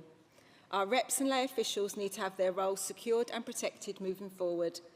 GMB must ensure that the New Deal for Working People isn't watered down and that trade unions come out stronger for it. So, Congress, I urge you to support this motion. I move. Thank you, Emma. Seconder.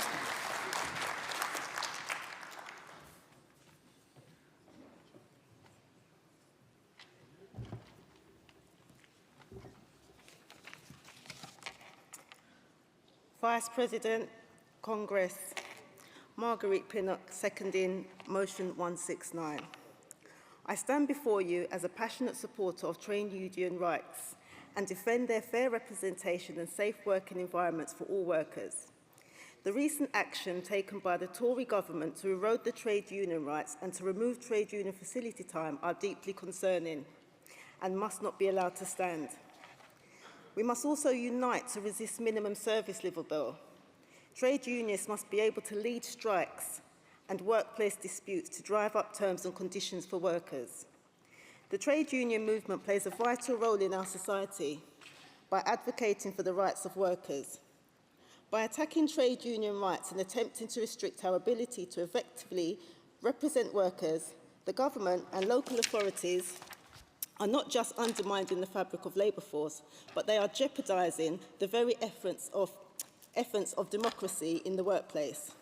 We cannot sit idle and allow these attacks on workers' rights to go unchallenged. We must stand together, united in our commitment to defending the principles of representation, fairness and safety in the workplace. It is our duty to fight against and attempt to strip away the rights that generations have worked hard to fight and hard to secure. Congress, we must send a clear message to the government and local authorities that we will not tolerate the erosion of trade union rights. We must mobilise our collective strength, push back against such aggressive measures and do what we do best, stand together and fight this assault on trade union rights. Congress, I second this motion. Thank you. Thank you, Margarita. Composite 19.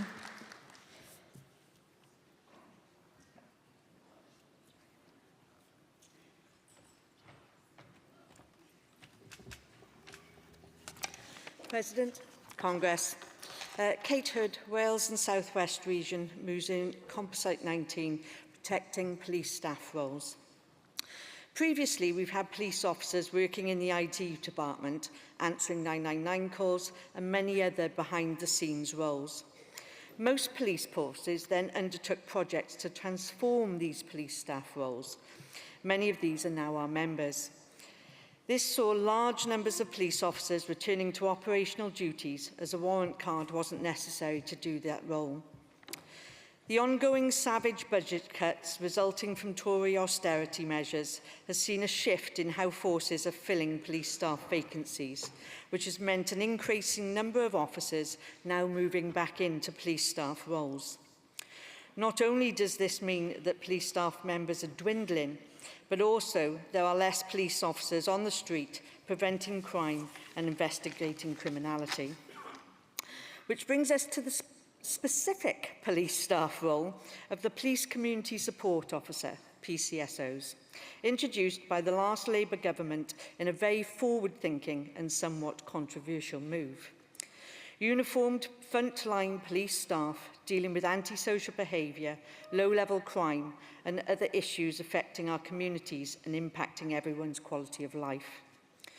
Despite initially treated with curiosity and suspicion by both the public and by their police officer colleagues who feared that this was policing on the cheap, they are now a valued link between the community and police officers. Yet austerity has seen most forces reduce their numbers as some get rid of their PCSOs altogether. We need the next Labour government to enhance funding for all police staff roles. We should value them as much as the public do. Please support this motion. I move.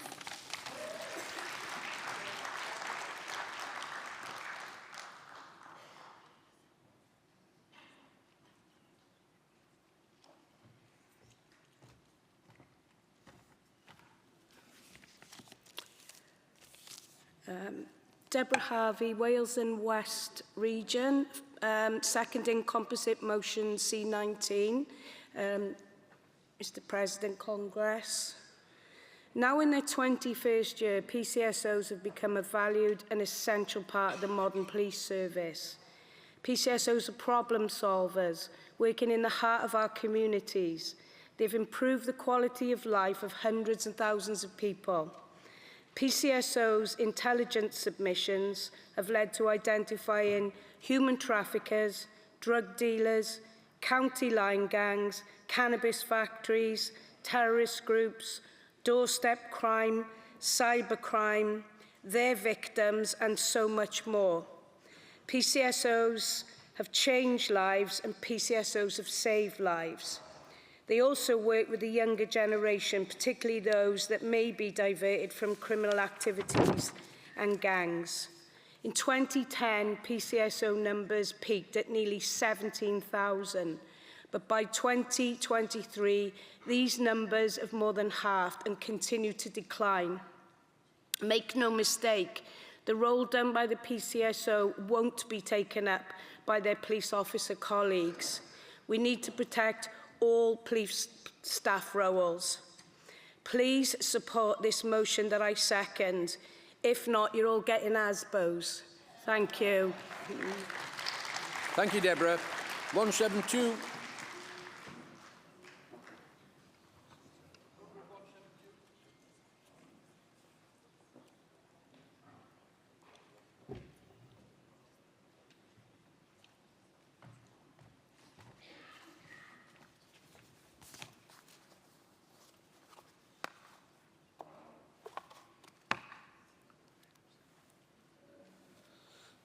Good morning, President, Congress, brothers, sisters, Cliff Roney, London Region, moving motion 172, Fujitsu, Contract the Environment Agency.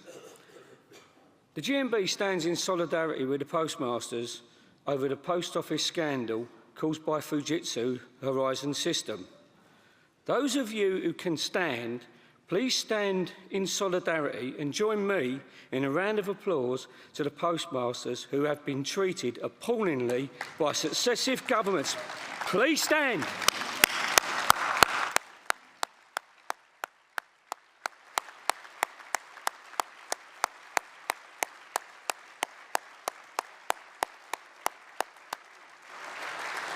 Thank you very much. I know it means a great deal to them members. This Congress is appalled that after the debacle of the Post Office Horizon system on the 8th of January 2024, the Environment Agency confirmed that they would be extending signing a third contract with Fujitsu Services to manage their flood warning system, taking the total value of the contract to £19.5 million until September 2025. We note that the flood forecasting systems provided early warnings and information to the national and international civil protection authorities and flood alleviation specialists, including engineers, those with the information to make the decisions on how to prepare for an up-and-coming floods. This deal would add more fuel to the controversy over Fujitsu Services winning business with the public sector after the Horizon IT system delivered to post offices have been blamed for leading to wrongful convictions of our sub-postmasters and fraud. We note that the Environment Agency defended this decision and continued its flood warning contract with Fujitsu. We note that at the end of 2023 and the beginning of 2024, many homes were devastated by floods and various storms. The EA faced criticism from relying on the autopilot system during Storm Babbitt, which in 2023, which saw hundreds of thousands of people receiving flood alerts when they were not necessary, some receiving some when they were necessary. The autopilot system removes the human element of checking accuracy. This has been a massive reduction in staff levels at the NRA, so human checks are often not carried out. Yet another cost-cutting exercise affecting the British public. Just as an example and a bit of humour to this, a colleague of mine received over 15 text messages about a flood warning. The last one saying, please move your livestock to higher ground. He lives in a normal terraced house, so he put his cat and dog on the roof. We call upon Congress to highlight the continued use of Fujitsu and register this as a kick in the teeth for all the postmasters and the fact that the government has not yet learned any lessons. We call upon Congress to vigorously campaign to reverse this decision pending the current postmasters' inquiry. Congress, please get behind this motion. Do not allow this Tory government to squander any more of the British taxpayers' money whilst filling the pockets of Fujitsu, as they have been doing for over 20 years. Please, when you leave this hall, tell the members, tell people you live with, people you live in the street with, tell them what they're really doing. This has been kept quiet. It is absolutely disgusting. We must stop them doing it. And please God that when we get a new Labour government, they'll be able to tear the contracts up and burn the bloody thing. Congress, I move.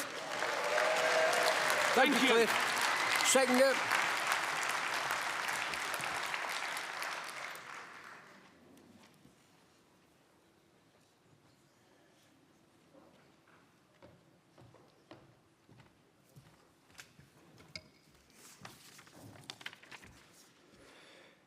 Morning, President, Congress. Steve Davis, London Region, seconded motion 172, Fujitsu Contract Environment Agency.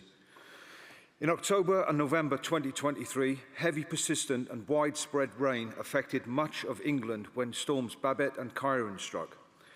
During Storm Babbitt, over 150 rivers recorded above normal water level and 2,200 homes were flooded. Can we as a country rely on Fujitsu to warn the British public of future flooding when it has been proven that their systems are faulty and have already damaged a historical British industry in the post office? In April 2021, Boris Johnson called the Fujitsu Horizon scandal an appalling miscarriage of justice and said lessons should be learned to ensure that this will never happen again. More Tory lies. This country not only wants but demands a reliable early warning system for floods that is properly managed and controlled by the right people, not Fujitsu. Some of you in this audience today may have had friends or family who have suffered the terrible trauma of being flooded. Congress, Please get behind this motion and prevent Fujitsu from creating another scandal, lying and trying to walk away. I second. Thank you, Steve. Mover of Composite 9.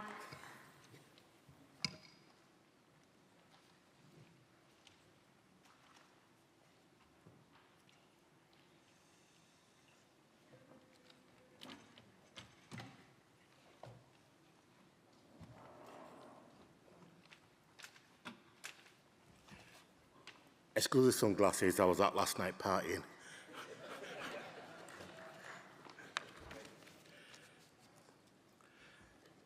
Good morning, President, Vice President, Congress.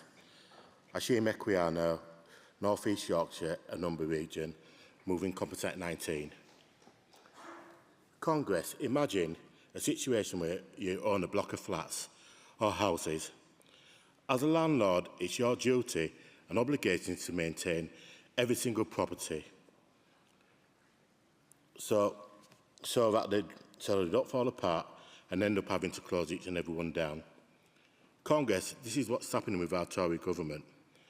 Central government are there to invest in local authorities so that our public services are maintained and operate in a correct and safe manner.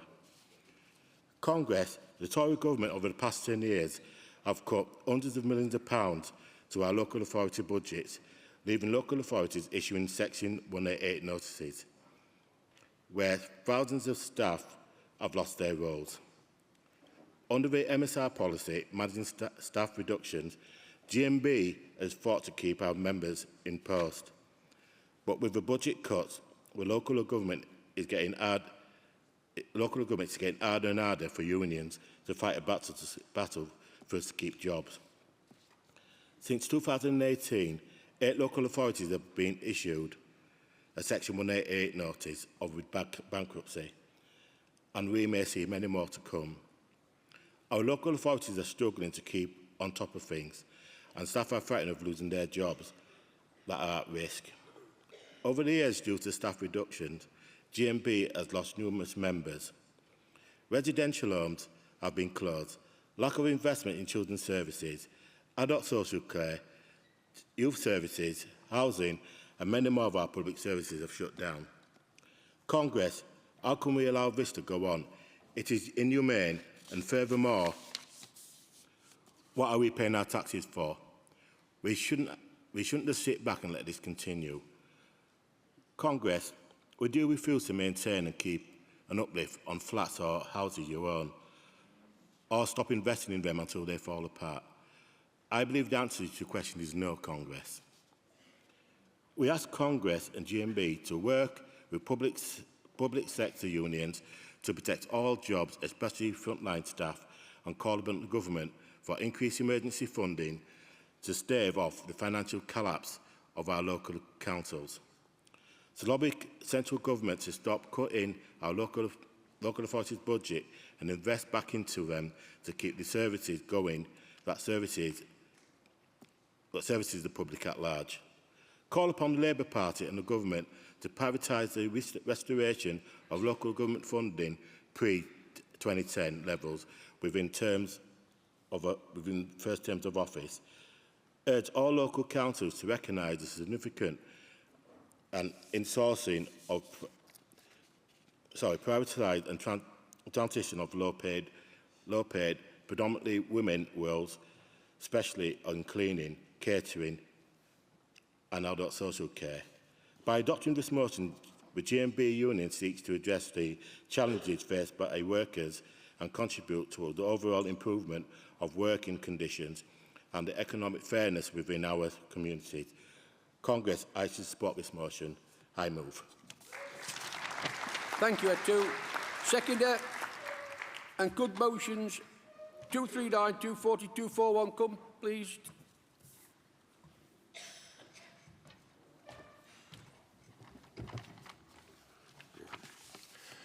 Morning.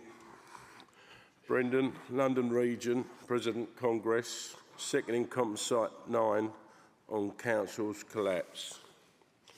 Colleagues, I come from Barking and Dagenham in East London, the council that is often touted as the more likely London Council to go bankrupt next. We haven't yet, but to try and save the council, we have been going through a series of brutal restructures. Entire departments, along with their management and heads of service, have gone. The barest of proper procedures have been followed. Morale has been destroyed for those that remain. We are only one council across England. Our local councils are facing an unprecedented crisis. Many, like my council, are going close to declaring bankruptcy. The dire situation is a result of budget cuts imposed by central government, slashing our funds by millions of pounds. Our essential services, such as children's services, adult social care and housing, are being stripped away as council struggles. Good jobs are being lost, public access are being sold off to keep authorities above water, and it's always the low-paid workers, predominantly women, serving on the front line crucial roles like cleaning, catering and caring are at risk. We must restore local government funding to pre-2010 levels. Fair wages through insourcing must be prioritised for those vital workers. Then we can safeguard the public services our communities rely on and uphold decent employment standards. So I call on all you to join this call, support public sector unions, demand emergency funding from government before the council become like Barking and Dagenham. Congress, I second. Thank you, Brendan. Congress, all these motions have been supported by the CEC, so I'll take them all in one vote. All those in favour of 169, Composite 19, Motion 172 and Composite 9, please show. Any against? They were all carried. Can I now second the mover of Motion 239, please?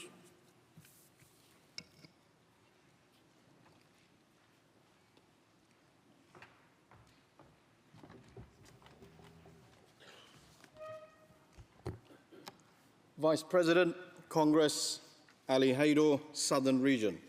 Moving motion 239, private hire vehicles go where bus and taxi go. Congress, this motion is to seeks to build on last year's motion. Private hire vehicles be allowed to use bus lane and bus gates, joining the same journey as taxis. Congress, for too long, private hire drivers seen as a second-class citizen in this key transport industry, facing many restrictions, limiting their ability to serve the public effectively. Despite their vital role in our cities, they are often treated unfairly and their contributions go unrecognised. And at times their basic rights are denied by key decision makers. Congress, private hire drivers offer an essential door-to-door services, especially for the elderly, people with disabilities and those without other transportation options. By granting them access to bus lane and gates, we can ensure these services are more efficient and reliable. Improving traffic flow and health, such as smoother and shorter journeys, which will help reduce congestion on our roads, benefiting all road users. Congress, this change would also reduce emissions, contributing to cleaner environment and good health for all. Congress, financial benefits. It would lead to cost savings for both drivers and passengers through reduced travel times and fuel consumption. And Congress, it would help our members complete more trips in less time, leading to higher earnings. Congress, in summary, letting private hire drivers use the bus lane and bus gate will create a fairer and more efficient transportation system, benefiting drivers and the public. Congress, I urge you to support this motion for the good of our community and our members. Congress, I move. Thank you. Thank you, Ali. Seconder.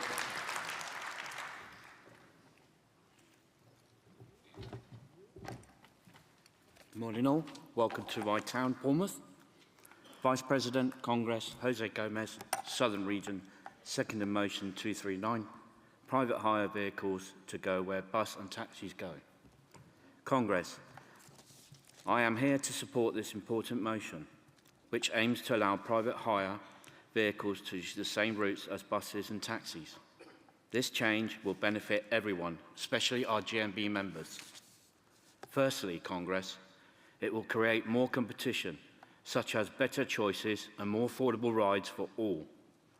Secondly, this motion will help reduce traffic congestion.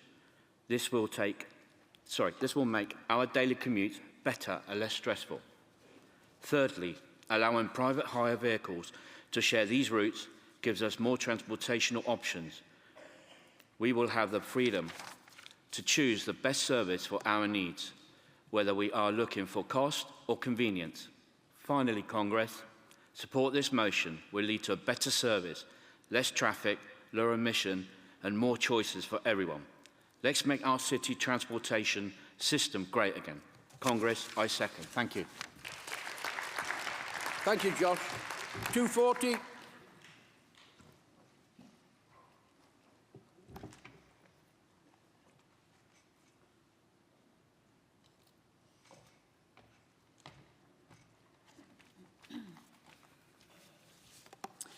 Vice President, Congress, Trudy Chew, London Region, moving motion 240 addressing the excessive cost of taxes and its impact on the workforce. So why is the woman who's always talking about school support staff talking about taxes? Well, I speak on this in the memory of my great-uncle Stan, a London cabbie all his life, RIP, and he would be mortified at the current situation. In the last 10 years, the overall cost of buying a taxi has gone up £60,000, inclusive of finance costs. We all know that technological advances add cost to most things, but a taxi in 2014 cost £36,000, and now it costs £77,000 without the finance. Add that in, and you're looking at £104,000. Drivers say the increases in the cost to buy, convert, insure and maintain vehicles means that many professional drivers steer clear of driving accessible cabs. This is where I come in again. Also, in London, the cost of used vehicles which are ULEZ compliant has gone up, creating a huge entry barrier for new drivers. It's become so bad that there are not enough accessible cabs on the road to meet the needs of our cities. Drivers also need training to operate the accessible cabs. We need to catch up. Once again, disabled persons are being negatively affected. People who use wheelchairs are missing medical appointments and flights because often there aren't enough taxis and they don't have an alternative. We need to boost the number of accessible cabs to help all disabled people who rely on this service. Many have no alternative. And if we don't, I might not be able to represent GMB on the TUC meetings in London. In many regions, taxi drivers are forced to buy wheelchair-accessible vehicles as part of strict licensing guidelines. We need to help our driver members underwrite the cost of buying and converting vehicles for accessible service.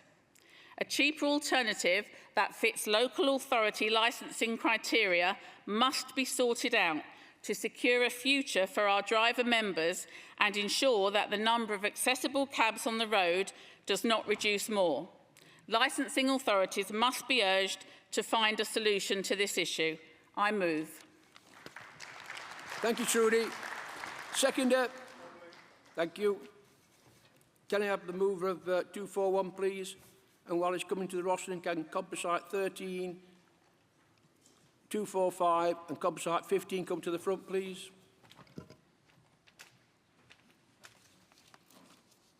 Morning, everybody. Mr. Vice President, my name's Mike Tinian. I'm moving motion 241, the credit card scam. As we drag ourselves through the 21st century, the use of mandatory credit card acceptance in taxi and private hire vehicles is becoming more widespread. In London taxis, they must have a credit card system permanently fixed, fitted into the back of their vehicle. No working credit card, no work. Drivers pay a small percentage of their fare to the credit card provider. But what happens when the system fails to work? Transport for London will tell you that drivers must stop work immediately and get the system fixed. You can have your licence suspended if you work without a working credit card system. And I can almost guarantee that the breakdown will occur on a Friday night.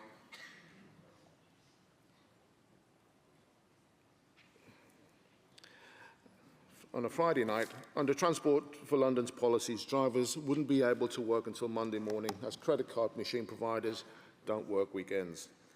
Congress, using a handheld credit card device, which is not permanently fixed to your vehicle, will get your licence suspended. Putting a driver out of work for something that is out of their control, for not providing a service that doesn't work, is fundamentally wrong.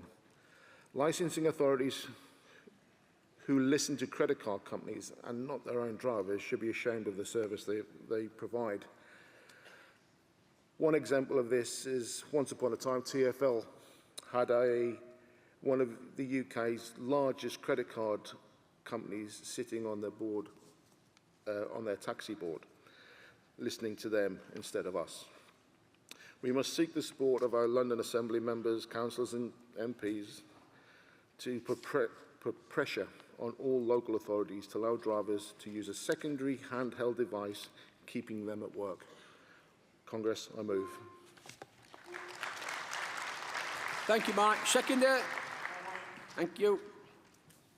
And I'll call on the CC Speaker, Colin Gunter.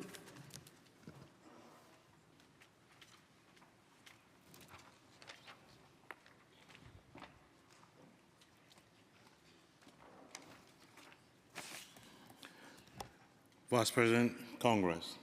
Colin Gunter responded to motions 239, 240 and 241 on behalf of the CEC. We are supporting all these motions with qualifications. On motion 239, the CEC qualification is that route capacity will vary area by area, and the re-evaluation that motion called for will be best carried out on a local basis in order to avoid the risk of slowing down bus timetables. On motion 240, we support action to bring down the cost of taxes for drivers.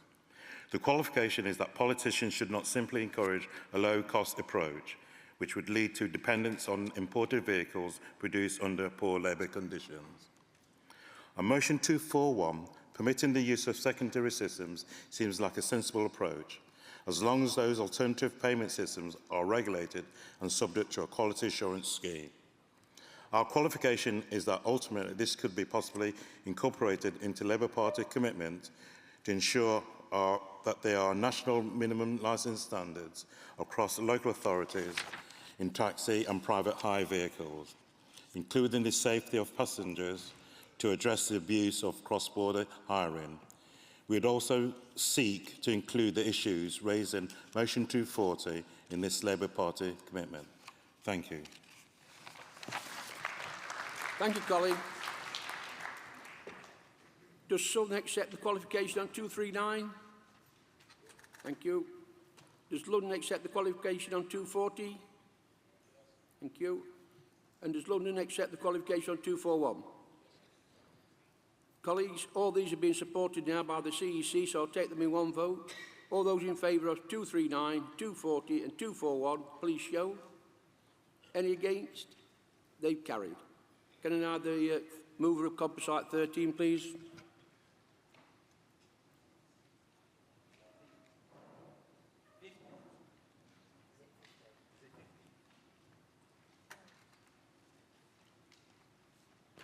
London to move, Southern to second. Motion 13. Composite 13, no?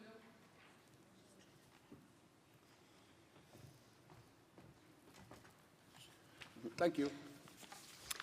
Vice President, Congress. Ella Garelick, London Region, moving Composite 13 on behalf of London Region. Climate change might seem like an overwhelming issue, but we have the power to make a difference. One effective avenue is by reducing our carbon footprint. This can be achieved by embracing practices like using more public transport, driving less, conserving energy at home, and consciously opting for sustainable products in our purchases. Emissions from cars, trucks, and other modes of transportation play a substantial role in driving global warming, which leads to a range of interconnected consequences, including rising temperatures, extreme weather events, and rise in sea level. Climate change is a global challenge, and we simply have to meet head-on. It cannot be ignored. It is everyone's business, and anyone who is serious about tackling this challenge must also be serious about reducing the environmental impact of motor vehicles. Surface transport is the UK's highest emitting sector, with passenger cars responsible for over half of sector's emissions. Addressing these emissions through sustainable transportation solutions is crucial in mitigating the impacts of climate change and working towards a more resilient future. And electric vehicles can provide dramatic reductions in emissions and improved air quality. Electric cars are still more expensive than petrol and diesel and not affordable to many people. We believe that our government, besides setting ambitious targets for phasing out internal combustion engines and promoting zero-emissions vehicles, should offer grants, subsidies, tax breaks to individuals purchasing electric vehicles. These financial incentives help reduce the upfront cost of buying EV, making it more affordable. I move. Thank you, Elizabeth. Seconder.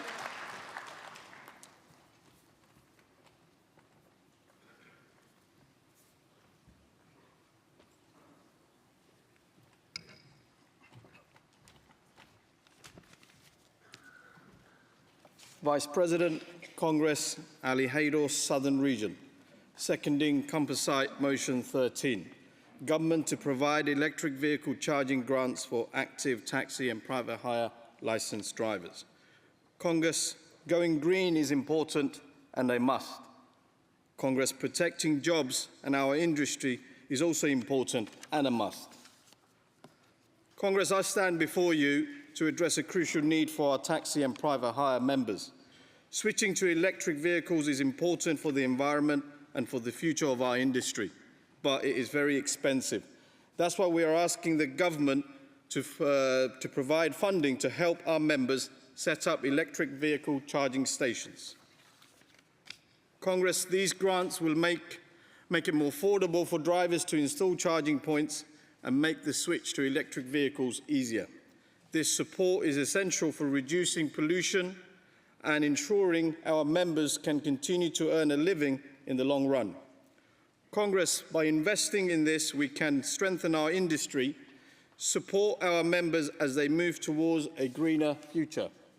Congress, let's work together, get this necessary funding for our members. Congress, please support this composite. I second. Thank you. Thank you, Ali. Mover of 245.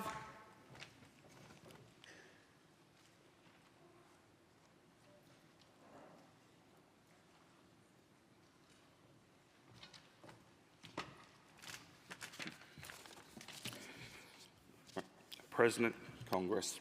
Adam Wade, London Region, first-time delegate and first-time speaker.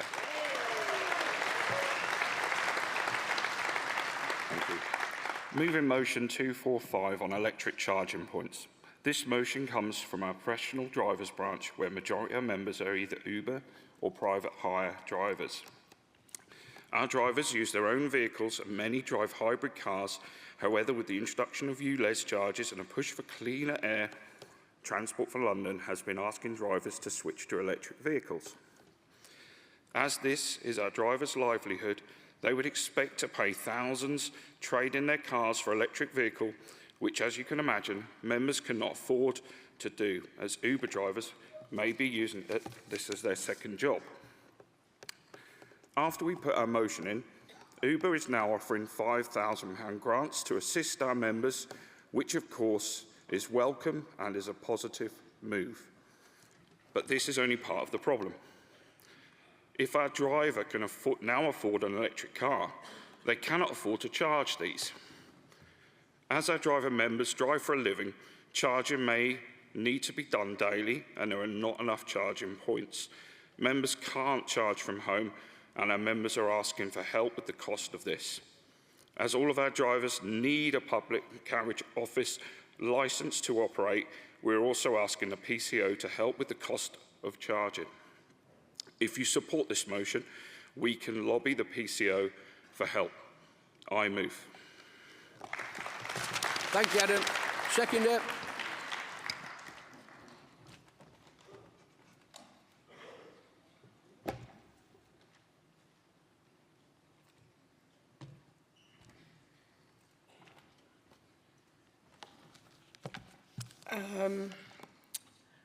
I'm a first-time delegate and I'm a first-time speaker. My name's Beverly Gunning.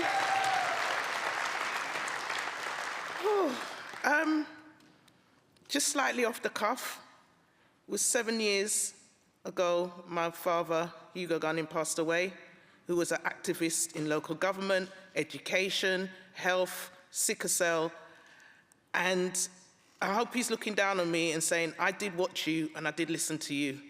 And look at me now.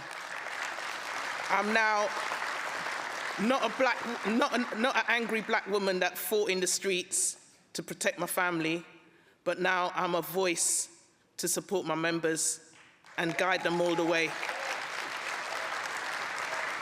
I am now London Borough Barnet's first black branch secretary. So, let's go back to the script now. Electric charge points. I've got 4 cards, 6 apps, but I give way to the charge points that are on the road to my neighbour who's a taxi driver. Sometimes it doesn't work because they're not marked off. So, in a nutshell, when Labour comes to power on the 5th of July and their British energy strategy comes into force, it would take away the fat cats like Shell who sponsor the charge points on the road. So I second this motion. Thank you. Thank you, Beverly.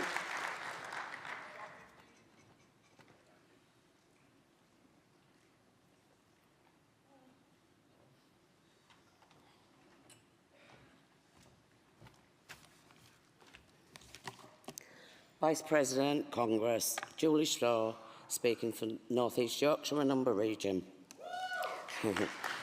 Speaking and moving Composite 15, electric vehicle safety and sustainability. First, colleagues, let's talk about the safety. The biggest problem is the overheating and phenomenon known as thermal runaway. In this process, the excessive heat promotes chemical reaction that makes the battery work. This creates even more heat and also more of the chemical reaction in a destructive spiral. The lithium battery fires are extremely hard to extinguish, and the fires continue to reignite hours, even days later. Lithium batteries can also release high toxic gas. When they fail, an excessive heat can also cause them to explode. Lithium is plentiful and will be able to sustain electric cars, but 25% of lithium is not economical viable. This means a shortfall. As we all know, if it doesn't make money, it doesn't happen. So we should be looking at alternatives.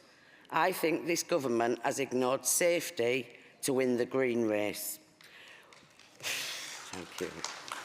We ask the government to ensure a full and extensive health and safety risk check on these vehicles and to stop pressing the public to purchase these death traps until we can be assured that they are safe.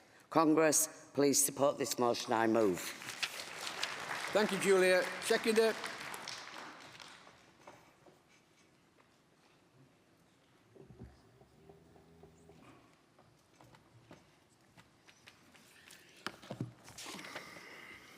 Vice President, Congress. Peter Edinger, North East Yorkshire and Humber Region. Second Composite 15, Electric Vehicles, Safety and Sustainability. It has come to our attention that several electric cars and buses have self-combusted when parked. Certainly, this is a good and just reason to suspend the sale of the electric cars while they do a full health and safety check. We are asking this Congress to put pressure on the government to make these vehicles safe before allowing them on our roads. Please support second. Thank you, Peter. Can I now ask John Dolan to give the qualifications? And while he's doing that, could I ask motions 228, 229, 230 and 232 come to the front, please?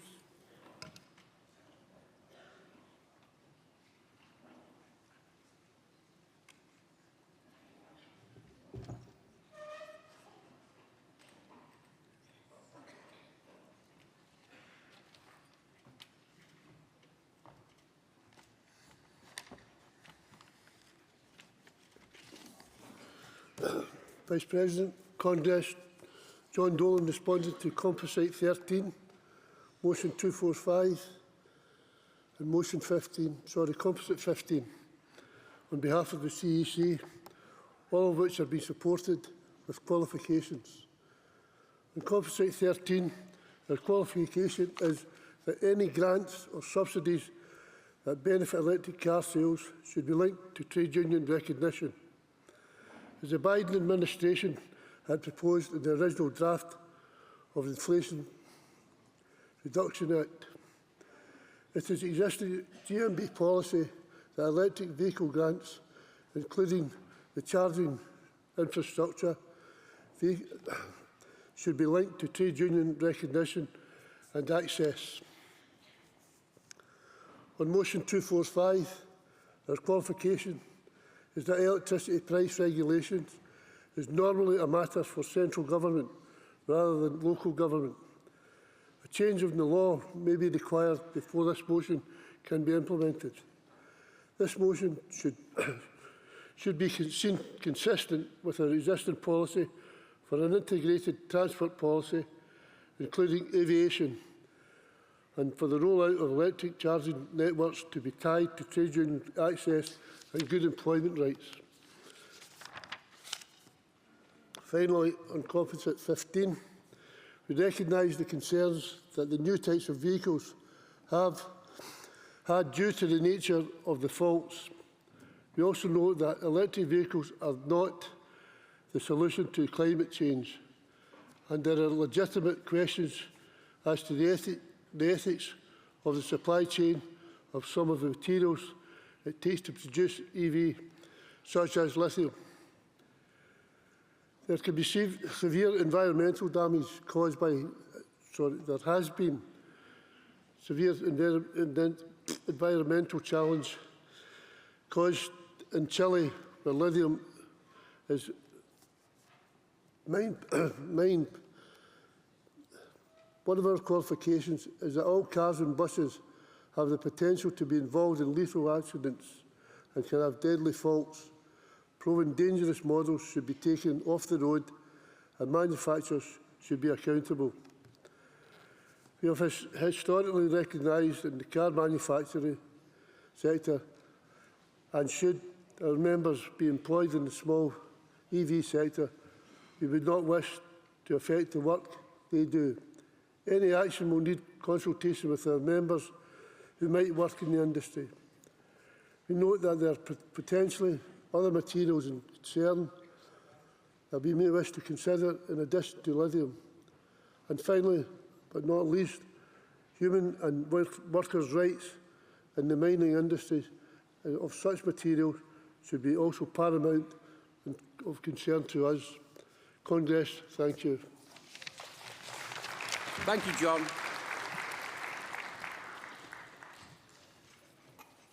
Does London accept the qualification on Composite 13? Thank you. Does Southern accept the qualification on Composite 13? Thank you. Does London accept the qualification on 245 motion? Thank you. And does North East Yorkshire and Humberside accept the qualification on composite 15? Thank you. They're all being supported now by the CEC, so I'll take these in one vote. All those in favour of composite 13, motion 245, and motion composite 15, please show. Any against? They've carried. And can I ask now motion 228 to come to the rostrum, please?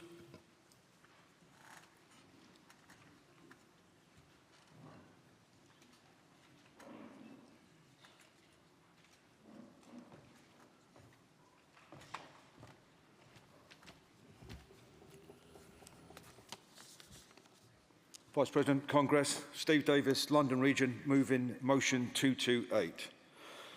Way back in 1997, approved document M, or more generally known as Part M of the building regulations, was introduced to provide information and guidance on how to create easy access into new build properties and making areas accessible to all users. Since then, the Part M has been reviewed and amended in 2010 and 2015 to set further building regulation standards for minimum requirements to ensure that a broad range of people were able to comfortably access and use facilities within the home. Category 1 sets the basic standards for all new buildings. Category 2, introduced in 2015, sets a higher standard for accessible homes, which is broadly equivalent to the Lifetime Homes standard. And Category 3 sets a standard for wheelchair accessible homes. But Categories 2 and 3 were optional requirements which local authorities can apply for planning when they have identified a local need. But importantly, Category 2 allows for level access to the principal entrance and wider approach route, doorways, corridor widths, sizes of bedrooms, bathrooms and other matters throughout the property. In 2022, the government held a public consultation on raising accessibility standards for new homes and highlighted that as we have an ageing population and the numbers of people with difficulties or disabilities will continue to rise, sought views on 5 options, one of which was to mandate the current Category 2 requirement in building regulations as the new minimum standard for all new homes, with Category 1 only applying by exception where Category 2 is impractical or unachievable. The majority of who responded to the consultation agreed that the Category 2 being a new baseline and raising accessibility standards would future-proof new homes, saving costs associated with adapting homes, and would recognise that housing provision is not a barrier for those with a disability or simply just getting old. This way forward was welcomed as it would boost the numbers of accessible homes being delivered in every local authority. Following the consultation, the government proposed that the most appropriate way to forward this was to mandate the current Category 2 as a minimum standard for new homes, but it has yet to be implemented.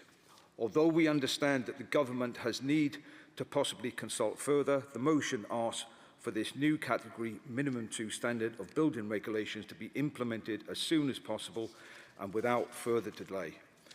Congress, we need quicker action to deliver high-quality, accessible homes for all and push the government to act now. Please support this motion. I move. Thank you, Steve. Seconder? Seconder for motion 228? Formally, is that from the region? Yeah. Okay, thank you. Can I have the mover of motion 229 then, please? Oh, same person.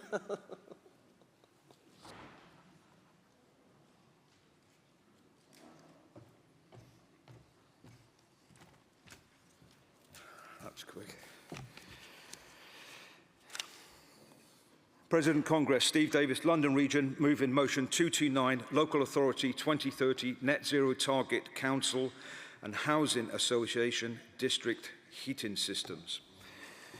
GMB members in London are being confronted with the consequences from commitments made in 2019 by some local government councillors to prematurely achieve net zero carbon emissions by 2030, with the cost of this being picked up by the residents.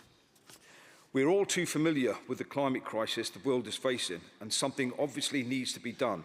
But to implement the removal of gas-fired boiler systems prematurely and setting targets to achieve net zero for housing stock by 2030 and pushing on at this time is virtue signalling on an industrial scale to the expense of the public.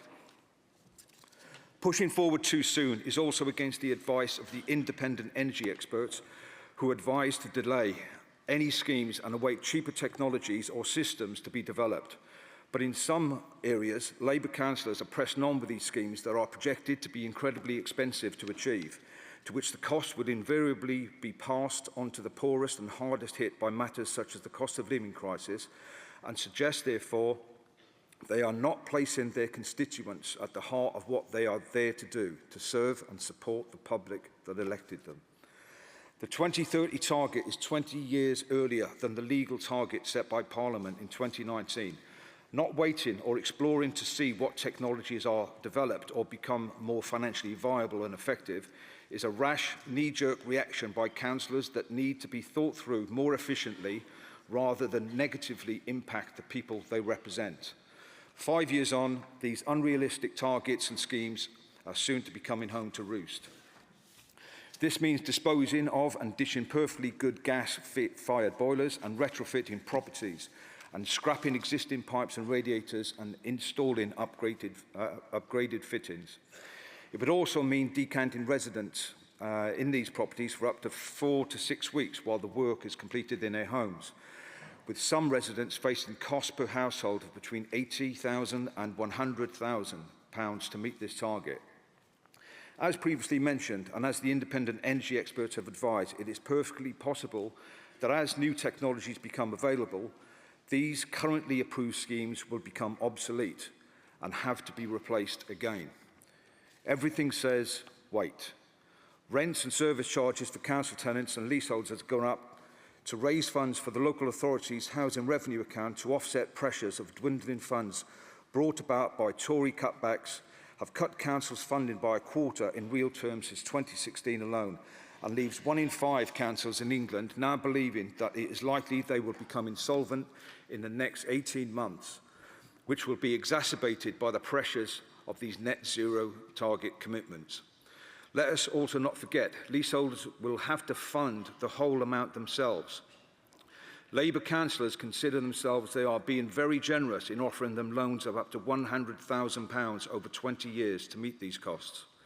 To push forward with these schemes now and to proceed without taking into account the long-term effect on the community, particularly on the cusp of change come the 4th of July, a date that is synonymous in breaking away, will only prove long-term to taint and sour the breakaway from the much overdue Tory rule. Congress, please support this motion. I move. Well done, Steve. Thank you. Seconder? Seconder for motion 229. Oh, come in.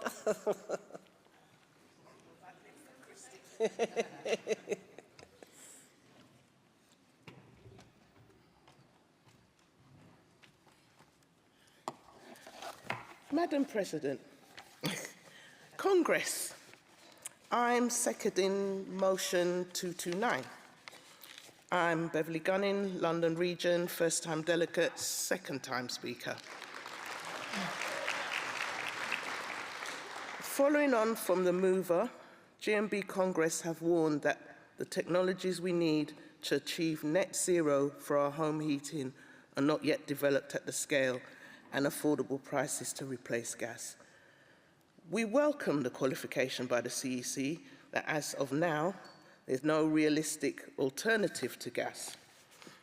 Congress has warned that there is yet no nationally agreed policy about the huge costs of meeting net zero should be financed. What should be common ground around the Labour movement is that families on workers' wages cannot be expected to meet the bills of between £80,000 and £100,000 to change their heating systems to meet an arbitrary target of 2050. Can we ask regions and branches to support members in resisting Labour councillors pushing such unrealistic arbitrary targets? Congress, please support this motion. Thank you. Well done, Beverly. Thank you. The mover of motion 230, please.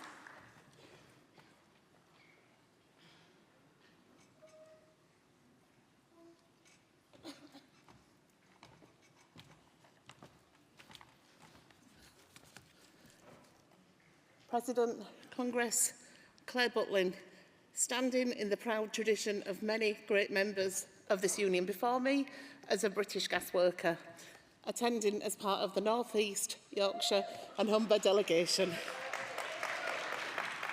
Moving motion 230 on heat pumps. Well, I've worked at British Gas for almost 30 years and I've seen many changes in the industry. During that time, my own career has taken a lot of twists and turns. And today, I find myself working in the gas industry, focused on renewables and net zero. So today, and possibly controversially, I want to talk about the benefit of heat pumps. Congress, let me be clear, I'm passionate about the future of my gas industry, and I'm equally passionate about delivering a fair transition to net zero. I spend my days walking this line, and I couldn't be prouder doing it as a GMB rep. I truly do believe that heat pumps are part of the solution. With the right support in place, such as Green Deal, Eco, VAT incentives, heat pumps can be made more affordable and accessible for far more people. Such support would provide opportunities for great new skills, industry, and a solid long-term future in manufacturing, installation and maintenance. And heat pumps are very efficient. This process uses a lot less energy, making heat pumps one of the most effective heating and cooling systems available today. Additionally, over time, customers really do save money. Heat pumps use natural heat instead of burning fossil fuels, so they significantly reduce greenhouse gas emissions. And this makes heat pumps a sustainable, eco-friendly solution for both heating and cooling needs in one appliance. Yes, heat pumps come at much greater initial expense, but we must reach net zero. At the current pace, it would take around 200 years before this is a mainstream form of heating, and much, much more could be done if the government funded it properly. I joined GMB because I wanted to be part of a campaigning union, a union that cared not only just for its members, but for the wider community. And today, that means taking the proud tradition of the Boilermakers and future-proofing our industry. So I urge Congress to support this motion to promote a sustainable future, ensure our industry jobs evolve and change in a way that matters for the planet and our workers. I move. Well done, Claire. Thank you. Seconder.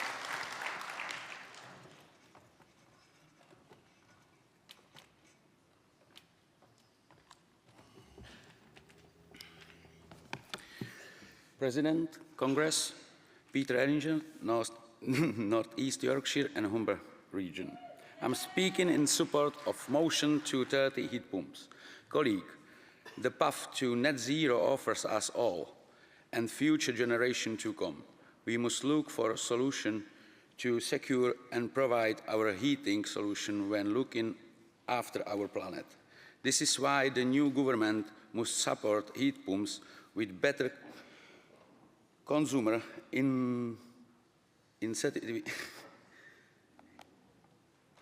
incentives to take this transition to this eco-friendly option while watching the carbon footprint. I second. Well done, Peter. Well done. And then mover of motion 232, please.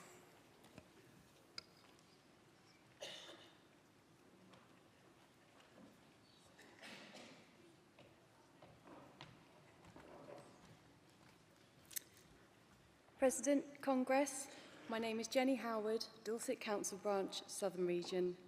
First-time delegate and speaker at Congress.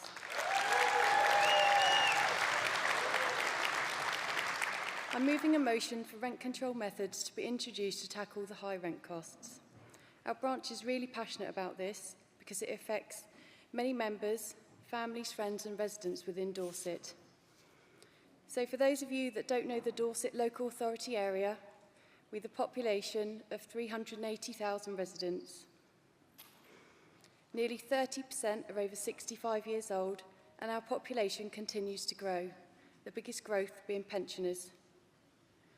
Research shows that our young people are moving away from the area, and a contributing factor is the high housing costs. Rent prices in Dorset over the past few years have increased by 19%, and people can expect to pay up to 40% of their income towards their rent. Dorset has rural deprivation and wages fall slightly below the national average. Social housing is in short supply. With the introduction of the right to buy by the Conservative government in 1980, saw a huge decline in stock, and since 1991 alone, there's been an average net loss of 24,000 social homes. Presently, social house building in England is at its lowest rate in decades, and with government funding cuts for new homes hindering construction further. In Dorset, up to 500 people apply to join the housing register each month. People can expect to wait years for an offer of social housing. With the decrease in social housing and an increasing amount of people who can't afford to buy a home comes the reliance on the private rented sector. The demand for private rented properties is high, and therefore so are rent prices. With no rent regulation in place, landlords can charge whatever rent they like over the market value and evict people to hike rent prices up for the next tenant. Interest rates are higher than they've been for 20 years, and although this has affected some landlords, research suggests this only accounts for 12% of rental increases. High rent costs cause a huge financial strain on families having to choose between paying their rent or feeding their kids. It's linked to an increase in mental health conditions and, of course, in turn, affects physical health too. High rent costs contribute to a higher number of homeless families not being eligible or meeting affordability criteria when applying for the private rented properties. This puts extra burden on local authorities and the number of people stuck in temporary accommodation. As the current government is opposed to any kind of rent control and not nearly enough new homes have been built, this motion proposes that a new Labour government seeks to reform and regulate the housing market and introduce legal measures that work towards achieving fairer rent options. With this in mind, any method must be implemented properly so that landlords are not unfairly hit or discouraged because of the reliance on this sector. It must be in conjunction with the building of many more social homes. Furthermore, we propose the Union adopts campaigns to educate members about the housing crisis and support research into rent control methods. Thank you for listening. Well done, Jenny. And seconder, please.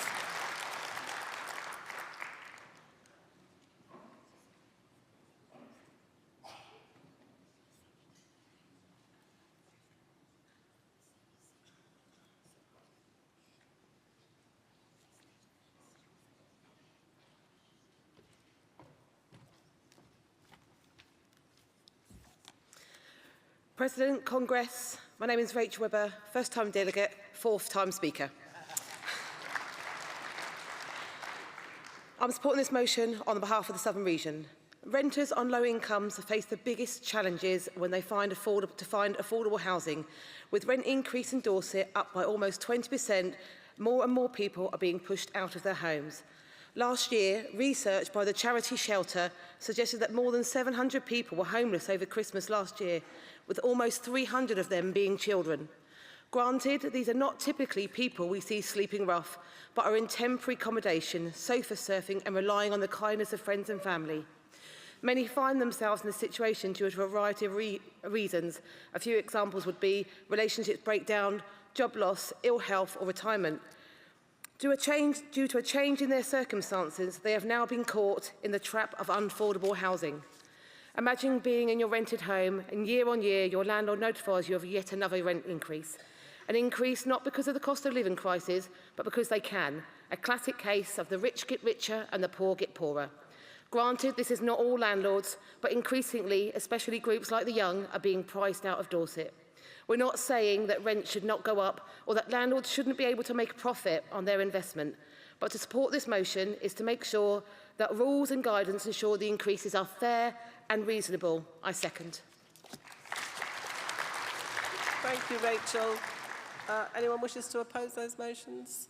No? Can I then ask Lorraine Winson from the CEC to come up and speak, please? And in the meantime, can movers and seconders of 254, 256 and 257 come down the front? President Congress, Lorraine Winson speaking on behalf of the CEC, responding to motions 229, 230 and 232. We are supporting all three motions with qualifications. On motion 229, it's already GMB policy to support a 2050 target for the transition to net zero UK territorial carbon emissions secured as part of a balanced energy mix. The decarbonisation of home heating must not be borne by low-income households. GMB believes that hydrogen should play a critical role in home heating and the immediate decarbonisation of the grid through blending. The workers retrofitting homes and installing heat pumps should be unionised, with provisions for supporting adequate levels of skilled apprenticeships.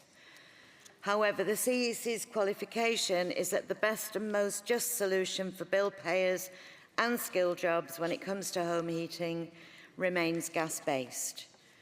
On motion 230, GMB recognises that heat pumps will play an important role in the transition to lower carbon heating. Our qualification is that much greater support is also needed for research and development into hydrogen for home heating. 85% of homes are connected to the gas grid, and hydrogen should play a critical role in the immediate decarbonisation of the grid through blending and in the long-term future of our members in the gas industry. Finally, on motion 232, GMB supports the introduction of rent controls as part of wider regulation of the private rented sector. Our qualification is that legislation should be introduced to require local authorities to regulate private landlords. This would include rules requiring minimum quality of premises, protecting tenants from arbitrary rent increases and eviction, with reserve powers to regulate rents. To sum up, Congress, please support motions 229, 230 and 232 with the qualifications set out. Thank you. Thank you, Lorraine. Does London accept the qualification on motion 229? Yes? Thank you. Does North East Yorkshire and Humber accept the motion, qualification on motion 230? Thank you. And does Southern accept the qualification on 232? Thank you. And this, just to remind you, the CEC is supporting motion 228.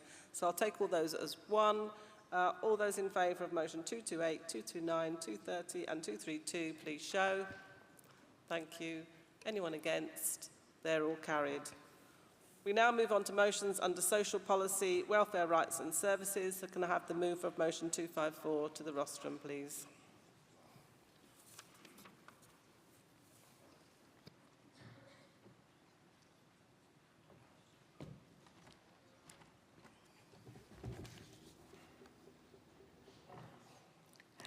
Motion 254, two-child benefit cap, Martha de Bruxelles, Trishire branch, moving that motion.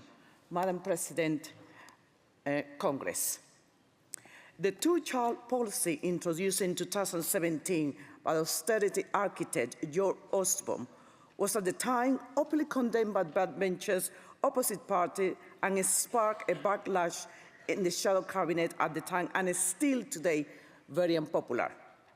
The two-child limited is cruel policy that inflicts misery in parents and children. Punishing to encourage the parents is not only cruel, but totally misunderstands the roots and causes of poverty. This policy introduces a cap and restricts child credit and universal credit for the first two children in the family, with only few sections. Because of that, families are at least £3,000 worth of.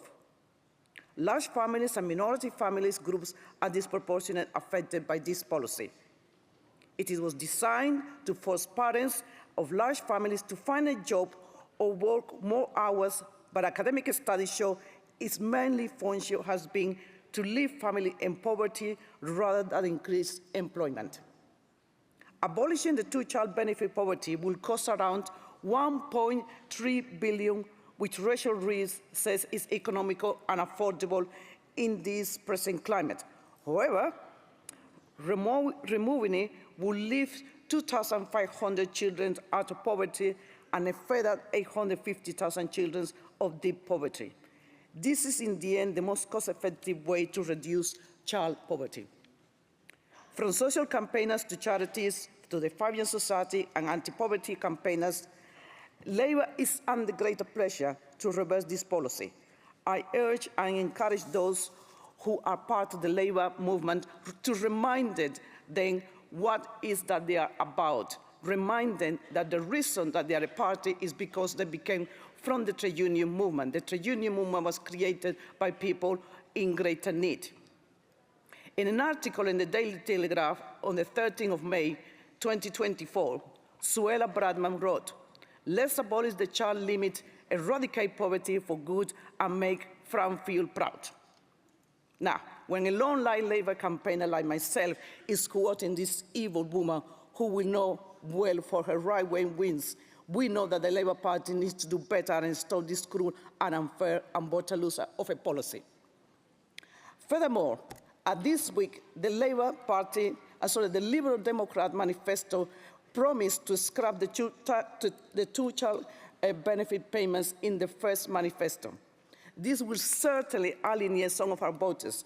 And I've been campaigning in my constituencies of Melton and Devizes, and I've been canvassing voters. And still, we have a huge amount of undecided voters. And believe me, this new will certainly push certain voters to go for the Liberal Democrat. I urge Congress to remind our Labour voters, to remind our candidates, to remind everyone that this is a policy that is inhumane, is ineffective, and is punishing thousands of children across the UK into deeper poverty. Congress, I move. Thank you, Marta. Seconder? Seconder for motion? Yeah.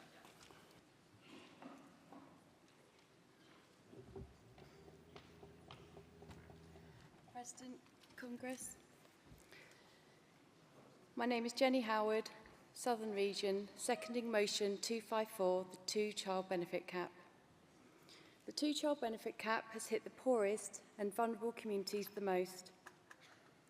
The benefit cap has impoverished families rather than encouraging employment. Let me tell you this, the benefit cap is directly linked to child poverty. 1 in 3 children in the UK live in poverty. A third of these children living in poverty fall behind on their education. Child poverty is linked to delayed cognitive development. Child poverty means that our children are going without food and a warm home. This is shameful. We're reverting back to Victorian England. The benefit cap needs to be lifted, and we have to work towards a more equitable society for all children. Instead of capping benefits, the government should be offering more training programmes, work experience and career services. We should be choosing empowerment over impoverishment. I second. Thank you, Jenny. The mover of motion 256, please.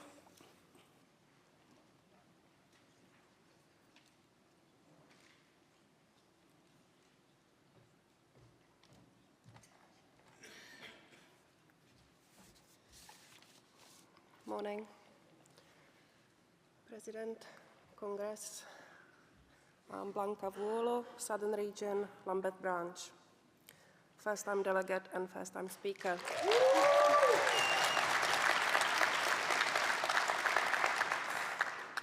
Moving motion 256, universal credit and back pay.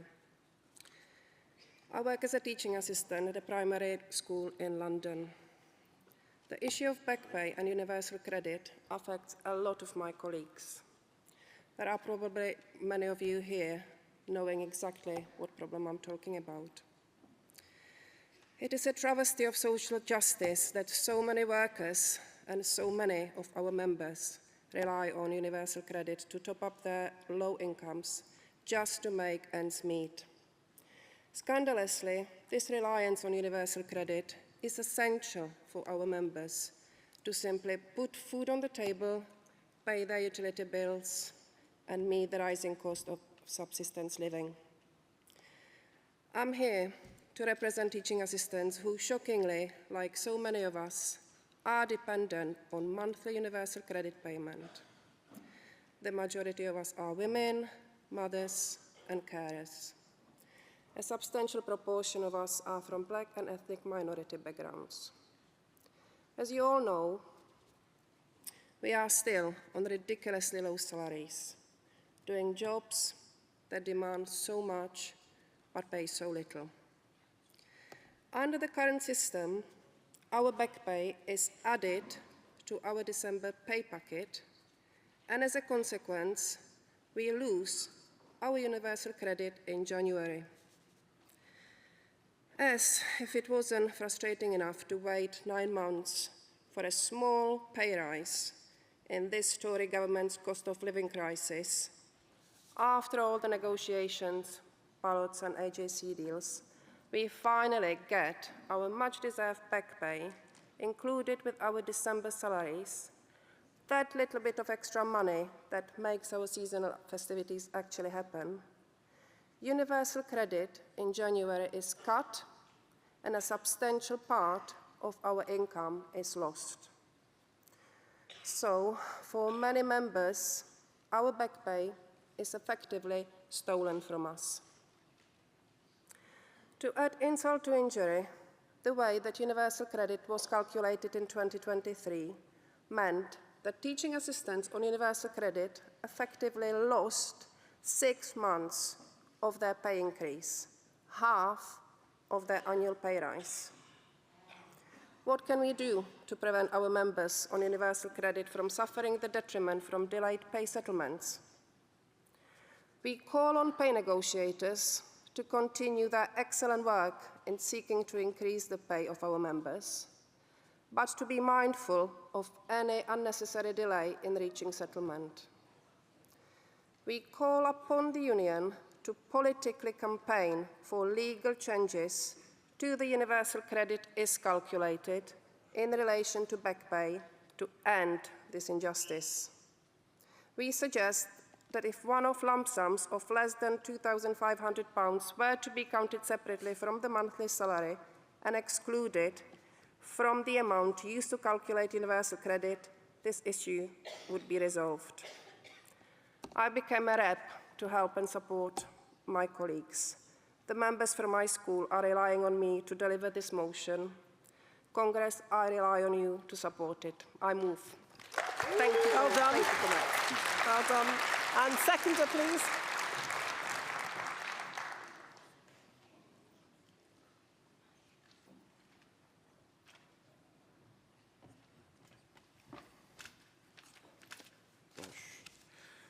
Madam President, members of Congress, Adrian Gavrilita, Southern Region, first-time delegate, first-time speaker.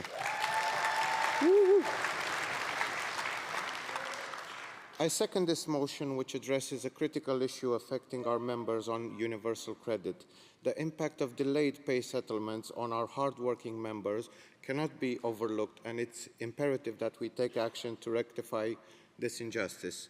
Universal credit, a vital benefit for people of working age, serves as a lifeline for those out of work and many individuals on low incomes, including a portion of our members. However, the flaw in the system becomes apparent when the cost of living increases are backdated, leading to corresponding adjustments in universal credit that effectively strip away the hard-earned back pay of our members. This situation is nothing short of a theft of our earnings and must be addressed with urgency. Last year, the harsh reality of this became clear as teaching assistants receiving universal credit saw a significant cut to their pay rises, amounting to half a year's worth of their annual increases.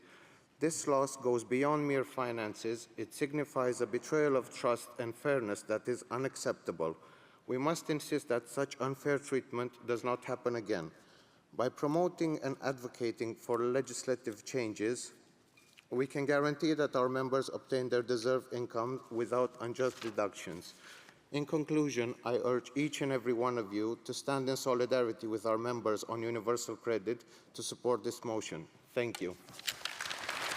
Well done, Adrian. And mover of motion 257, please. And then can movers and seconders of 224, 226 and 227 be ready as well down the front. And emergency motion 2. Madam President, Congress. Ella Gaelic London Region moving motion 257 on universal credit. We are deeply concerned about the disparity in support provided to tenants versus homeowners facing financial hardships. As it currently stands, a tenant is eligible to receive full benefit support from day one, which includes crucial assistance with rent payments. This immediate support ensures that tenants can maintain their housing stability during challenging times. However, this situation is markedly different for mortgage owners. A homeowner must demonstrate 9 months of unemployment or 0 earnings before they qualify for support from their local council. Furthermore, this support is limited to interest-only payments, meaning the principal of their mortgage continues to accumulate. This extended period of financial insecurity, 9 months without earnings, is untenable for many homeowners. By the time the council steps in to offer support, the bank may have already taken action to repossess your home.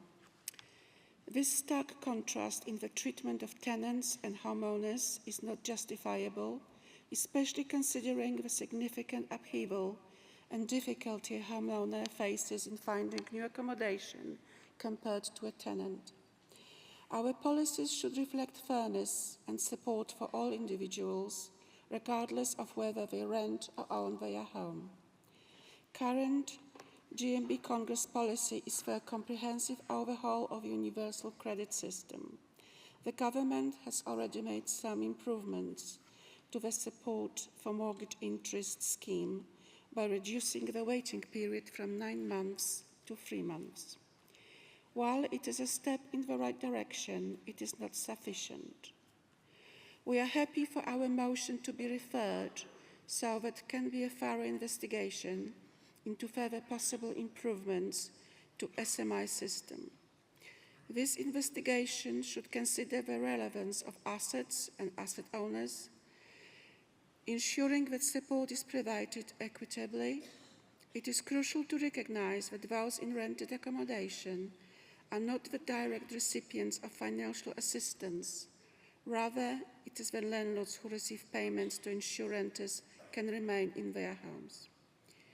Our goal is to bring the support of mortgage owners in line with or even exceed the support provided to tenants. The ability to keep one's home should not be a privilege but a right, and our support systems must reflect this principle. We must ensure that homeowners are not left at the mercy of financial ruin while trying to navigate through periods of unemployment or reduced earnings. In conclusion, let us commit to creating a fairer, more equitable system that supports all individuals in maintaining their homes, whether they rent or own. By doing so, we will strengthen the fabric of our communities and provide a safety net that truly serves everyone in need. Please support our motion. Well done, Elizabeth. And seconder, please.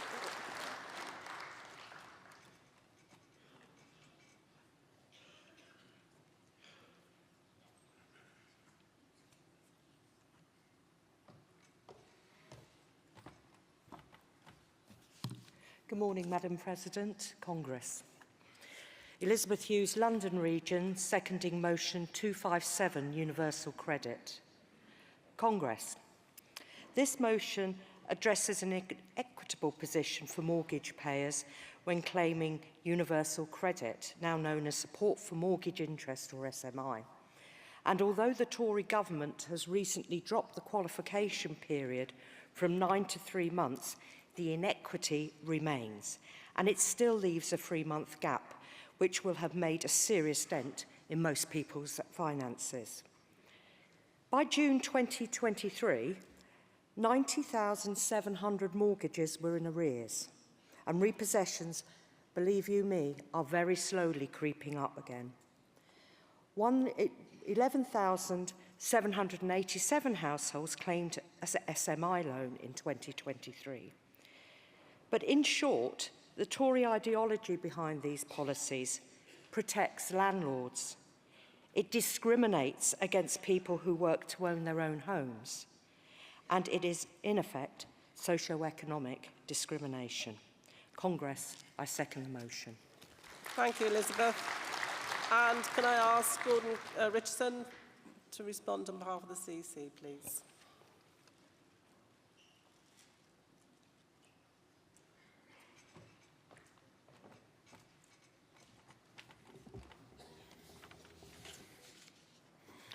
President Congress, thanks very much to the speakers on this subject, but I'll be speaking on behalf of the CEC on motions 254 and 257.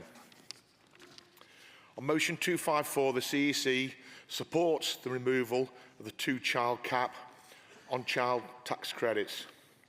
It remains a cruel element of the failed austerity doctrine of the Cameron-Osborne years. The CEC also agrees that relieving child poverty should be a priority for the next Labour government, and the GMB supports calls for this in the party's national policy forums, and we will be watching them. We'll continue to remind the Labour to make this a priority should or when it wins the next election. Our small qualification is that we should also continue to raise the Conservative shameful record on child poverty while they continue to be in government, even if it's only for a short time.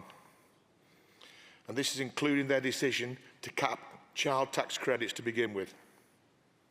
On motion 257, the Congress policy is that we seek to overhaul the universal credit system. However, the CEC is asking that this motion is referred. The government has made improvements to the support for mortgage interest scheme, where the waiting list period is, I've just been said, from 3 rather than 9 months. We wish to investigate further what possible improvements can be made to this system while taking into account the relevance of assets and asset holders. Those in rented accommodation are not receiving financial assistance. Rather, it's their landlords who are being paid so renters can keep their accommodation. Congress, please support motion 254 with the qualification and agree to refer motion 257. Thank you. Thank you, Gordon. Does London agree to refer motion 257? Yeah, thank you. No vote needed on that. And does Southern agree the qualification on motion 254? Thank you. So I'll take motion 254, 256. All those in favour, please show. Thank you. Anyone against? They're both carried. We now move on to our motions under social policy climate change. So can I ask the mover of motion 224 to come to the stage? And can I do a quick plug again for this book, Uprising? Apparently it's the last day you can buy it, but if you want to learn something of the struggles, achievements of global majority workers in the trade unions, of their hopes and dreams, gains and losses, then Uprising is the book for you. So, President, Congress, Adrian Lukasiewicz, London Region, Branch Secretary of P35 Peterborough Branch, first-time delegate, first-time speaker. Thank you. Moving motion 224 on solar energy. Congress, we all know only too well that our members are suffering severely with the increasing cost of living and with the rising prices charged by the greedy fuel suppliers. These unprecedented rising costs are making it hard to heat our homes during winter, and we see families wearing the coats indoor to stay warm because their salaries are not enough to pay for energy bills. Although pensioners receive fuel payments, they still need to be careful when heat as little as 2 rooms to stay warm. Congress, we must take the opportunity afforded by solar energy to ensure energy houses can meet the carbon footprint targets. This could be achieved by supplying homes with a minimum number of solar panels. This government needs to protect our sick and vulnerable and stop the energy companies continue profiteering from them. The current incentive is just not enough to win support from the taxpayers of this country. We are fed up with paying these made-up taxes so that the rich keep getting richer at our expense. Congress, we call for the GMB to support the free supply and installation of solar panels for the public. This would generate capital for businesses and create jobs. Some councils, such as Milton Keynes, have started to secure grants to offer solar panels and insulation to low-income families. Whatever surplus energy is generated should go back into the public domain to generate profit, which could be used to offset the cost of installing these panels into every home. Congress, I move. Please support this motion. Well done, Thank Adrian. you. Thank you. Seconder from motion 224.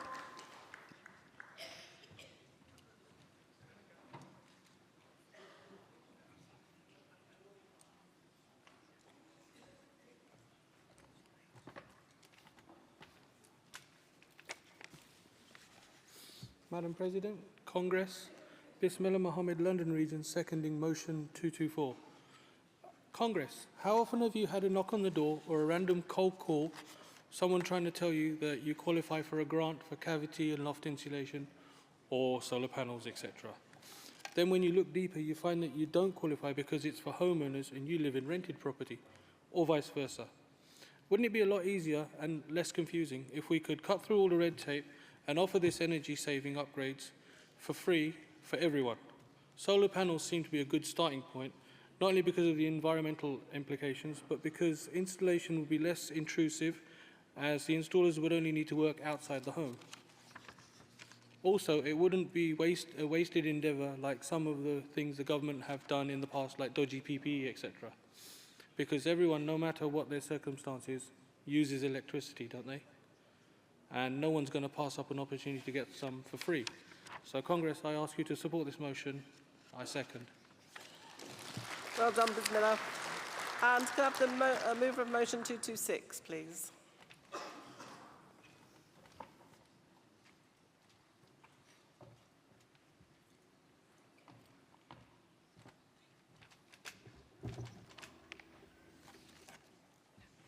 Madam President, Congress, Alison Simon, Southern Region, first-time delegate, second-time speaker. Moving motion 226. This Congress recognises and acknowledges the need to improve air quality and that government policies don't take into account the full health and environmental impacts of poor air quality. Congress, as a Lewisham resident, the congestion and pollution is rife. Congress, I would like to remind you about a story of a 9-year-old, Ella Adu Kissy Deborah, who lived just 25 metres from the South Circular Road in Lewisham, one of London's busiest roads. She tragically died nearly 10 years ago in result of air pollution. The first person in London to have air pollution registered as a cause of death. Between 8 and 12 children with asthma continue to die in London every year, and between 22 and 24 across the UK. All schools keep a register of asthma inhalers brought into school in addition to GPs, so accurate data is available to the mayor, who could map these rates across London schools and take appropriate action. Congress, air pollution is a very large public health issue in London. It shortens lives for Londoners leading up to 9,400 extra deaths per year.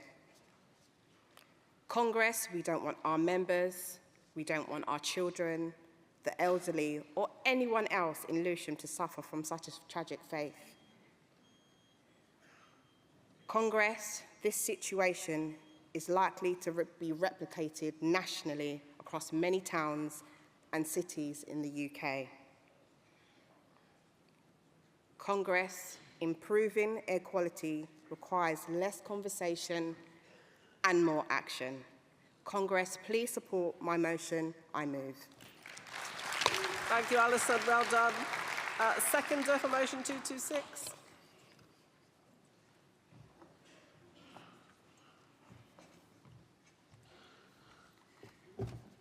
President, Congress, Donna Jennings from the Southern Region, seconding motion 226, Lewisham air pollution.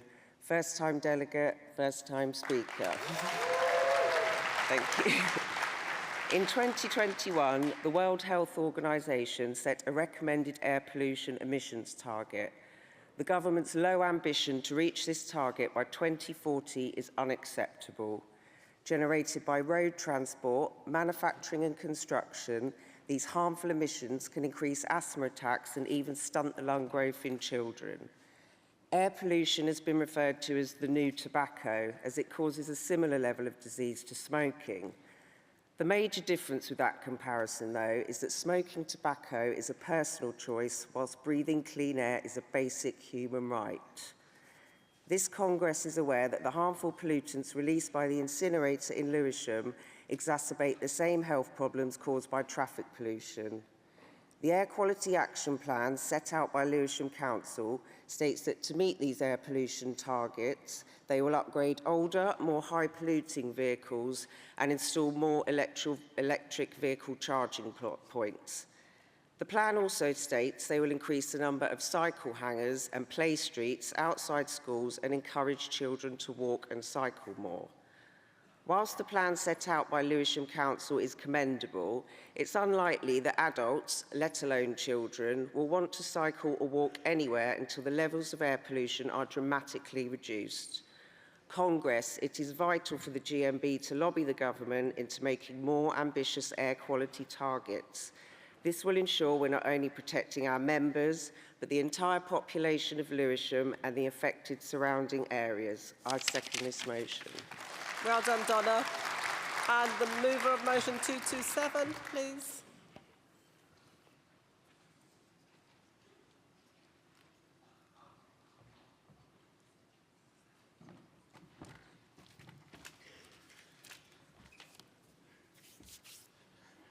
President, Congress, I'm Luke Simcock from London Region, and I'm moving motion 227, permanent disbanding of expanded ULEZ zone in Greater London. Today, I address a matter of significant concern. The expanded ultra-low admission zone, ULEZ, in Greater London, while these zones are established for a noble reason in reducing air pollution and fostering cleaner air in the city, and I completely agree with the last speaker, by the way, it does need to happen, has become increasingly apparent and the current structure of the ULEZ zone is unfairly burdened on individuals without effectively addressing the main source of air pollution. We know some considerable financial burden placed on individuals living within or commuting into the expanded zones, which disproportionately impacts citizens, while the primary contributors to environmental damage remain the profit-making corporations. Therefore, we believe that the permanent disbanding of the expanded ULEZ zone is essential to relieve the financial strain on citizens to encourage greater corporate responsibility for the environmental conservation efforts. Do you remember when they told us to buy diesel engines because they were better for the environment? And then we all went and bought them, and then now we had to get rid of them again because of the ULEZ charge, right? And they're not paying for that. They made all that profit from those sales. So in light of this, we called upon the GMB to support the permanent disbanding of the expanded ULEZ zone in Greater London and take the following actions. Call for comprehensive reassessment of the current policies to establish a more equitable system which holds corporations accountable for their contributions to the environmental damage. We aim for a fair and balanced approach in tackling air pollution issues and ensuring the burden is shared more equally among all stakeholders, which we seek to cooperate the relevant stakeholders, including government bodies, environmental agencies and community representatives, to develop suitable initiatives to enhance air quality without unduly burdening citizens. By working together, we can identify innovative solutions that address the root causes of air pollution while minimising impact on the individuals. The companies that make record profits should pay. They are making crazy money and they're not even paying proper tax on it. This should not be left to burden the common struggling citizen. Let us unite in the pursuit of cleaner, healthier and fairer future for all. Thank you, Congress. Please support this motion. Thank you, Luke. Well done. And a seconder, please.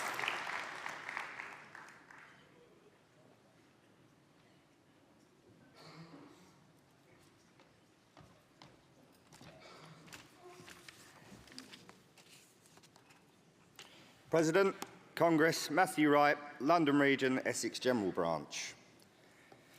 This motion does not just speak to the punitive measures implemented by ULEZ, which, by default, disproportionately places the burden and hits the pockets of members and workers the hardest, but to the wider issue of ensuring any green transition is both fair and just.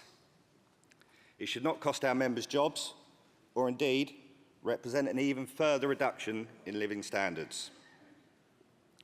Congress, I ask you to consider this. How is it right that if you need to travel to care for a loved one and own a modest car, you should be forced to pay a charge? Yet those who own a brand new Range Rover, a Porsche or a Tesla are exempt. How is it fair that paramedics on a night should have to pay an extra £25 a shift just to go to work? And how is it just that teaching assistants, who are only paid 39 weeks of the year, should have to lose another £62.50 a week to help our children achieve their dreams? Congress, I ask you to vote in support of this motion to ensure these pernicious policies and the burden of the green transition is placed upon those with the broadest shoulders, to ensure policies that inherently harm workers and members are not rolled out across the regions, and vote in solidarity with our members who cannot afford to be punished further for the crime of simply being working class. I second. Well done, Matthew. Thank you. And can I ask Kevin Hensby from the CEC to give the CEC response, please?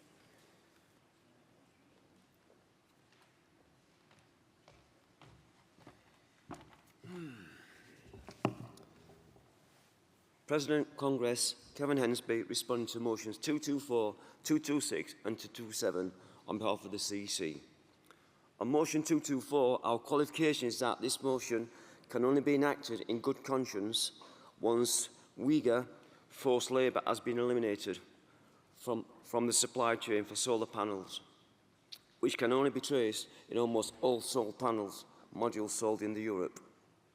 On motion 226, the CEC recognises and acknowledges the need to improve air quality, more so taking into consideration the number of children, people, those with disabilities that are now being affected by poor quality air pollution. And this will be in line with the GMB's existing policies. And we do sincerely appreciate the branch bringing this to our attention.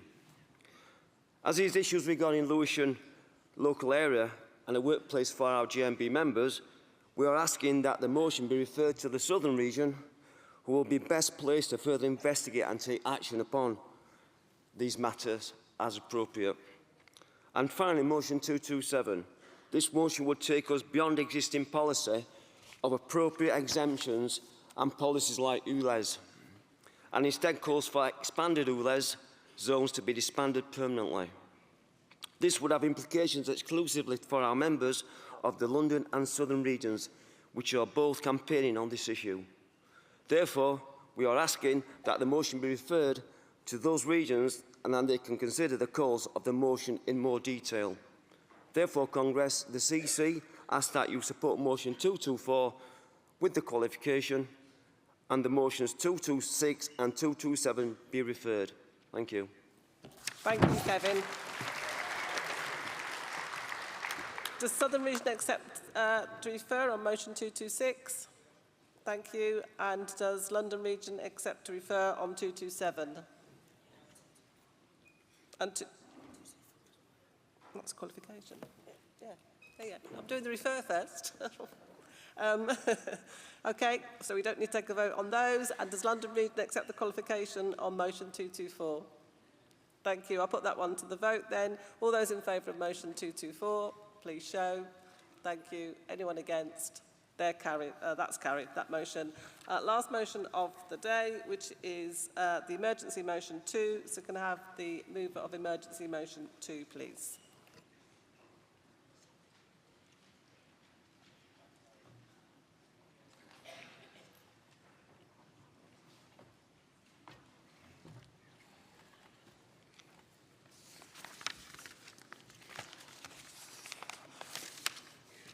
President, Congress,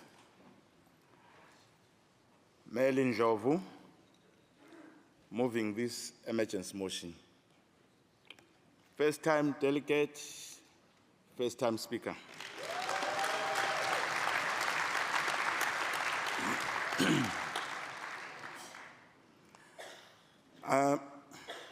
Because of the nature of the motion, with your permission, President, I would like everybody to raise their fist and you pump it and shout Amandla.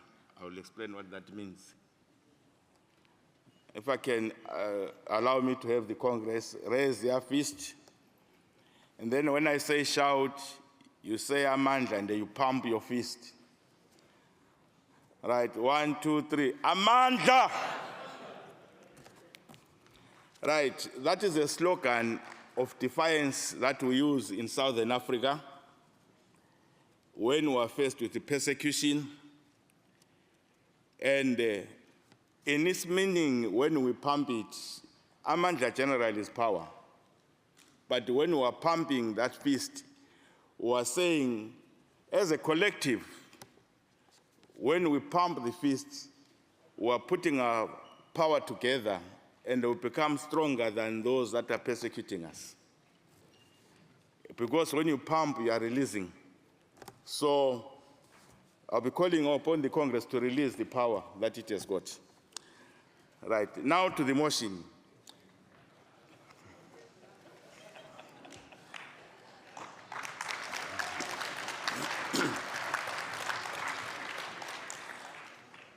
Pilgrims, food masters, inherited 4 sites in September 2021.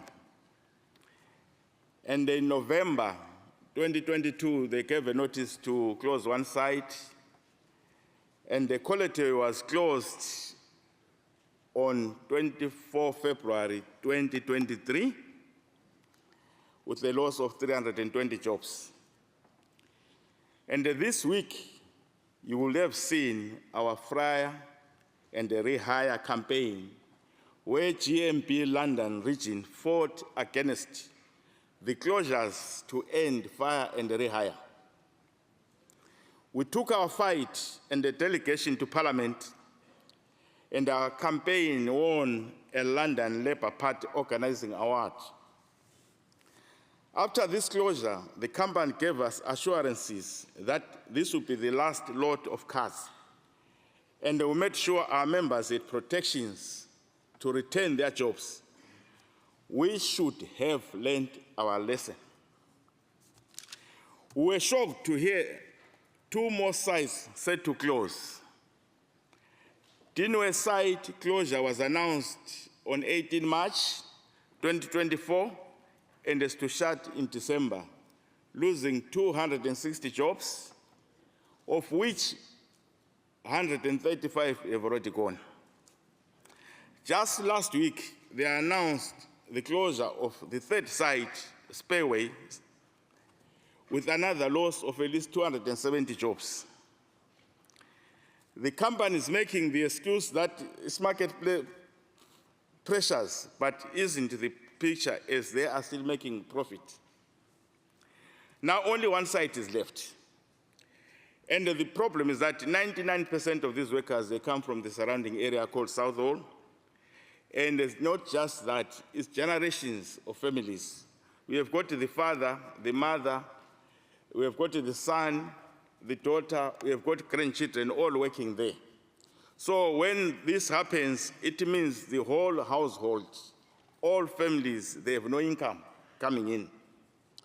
So you can see that these job cuts will have a huge impact on these families.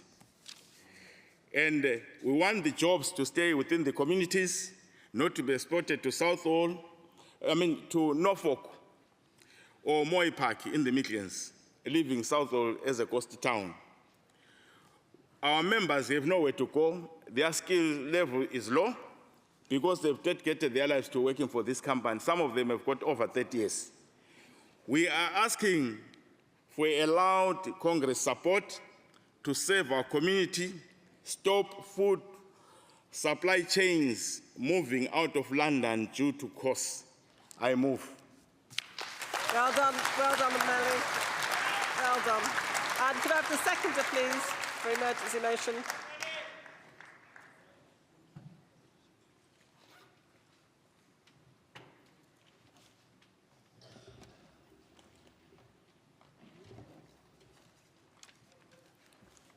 Good morning, President, Congress. I am Daksha Parekh from London region. Second time delegate, third time speaker. Seconding this emergency motion. Firstly, I would like to thank you, big thank you to our London region for giving me this opportunity.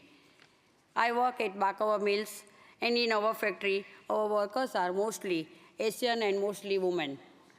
Many generations of families work at our site and live in the local area. As in Pilgrims, our workers are long-serving and have dedicated their lives for our company. If Pilgrims can close down sites like this, then other food manufacturing companies can do the same. So we are asking for a loud Congress support to save our community and save these jobs in the community and stop food supply chains moving out of London due to cost. So Congress, please support our motion. Thank you.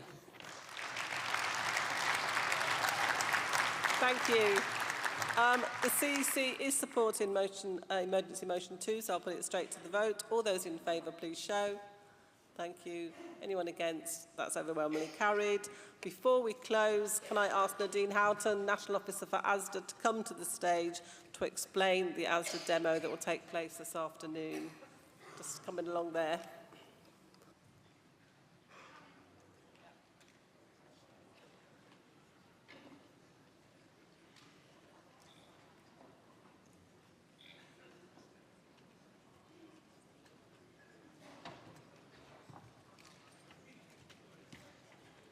It's not just me, Barbara.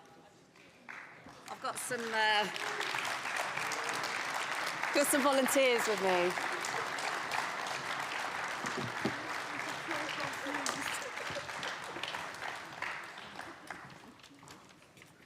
Where's Manjit going? Where do you want Manjit, Andrew? Here? Just in the middle. Okay, is that all right? Do you want to come forward a bit? Bear with us, Congress. We'll get there. If you guys come forward. Yeah? Is that okay? Go around. Me?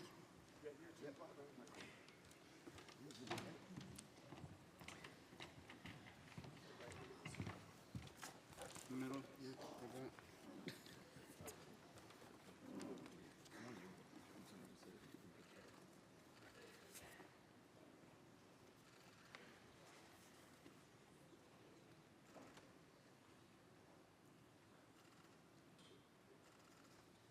Okay. Thank you, Congress. Thank you, President. Colleagues, you heard yesterday about the historic walkouts that are taking place across Asda stores. Asda members in GMB truly are making history. But these walkouts haven't just come about by mistake. They've come about because business decisions that are being made by this gentleman here are meaning that our members are feeling the full force of asset stripping from private equity fund managers. But what do we mean by that? 8 million hours cut from the shop floor, making our members' jobs harder and less safe. Increased attacks on shop floor workers. Decline in health and safety standards. A refusal to negotiate with the GMB on paying conditions. And a refusal to acknowledge our women workers' equal pay claim. A historic equal pay claim that is going to deliver pay justice, not just for Asda workers, but for retail workers up and down the country. This gentleman here is Manjit Dale. He's the managing partner of TDR Capital. He doesn't want you to know his name. He doesn't want you to know what he's doing to Asda workers and to Asda customers and to the Asda business. He wants to stay below the radar. Well, we're going to make him famous. And the reason we're going to make him famous is because he needs to be held accountable for the decisions that are impacting on the lives of GMB members.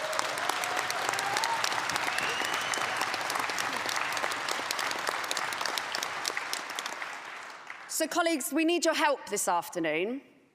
We need you to show some solidarity with Asda workers. We are going to march from Bournemouth Pier to the Bournemouth Asda store. We're going to take Manjit on a little walk with us, and we're going to get some photographs so that everybody else knows who Manjit is as well. So come along, 1:45 at Bournemouth Pier, after your fringes, join us for a photo call, and then come on the march to the Bournemouth Asda with us. We'll have some photographs when we get there, and you'll be free to go on your way. If you do not want to come on the march, absolutely fine, it's your choice. There is the option of going campaigning for the Labour Party locally as well. Michelle, I've not got the...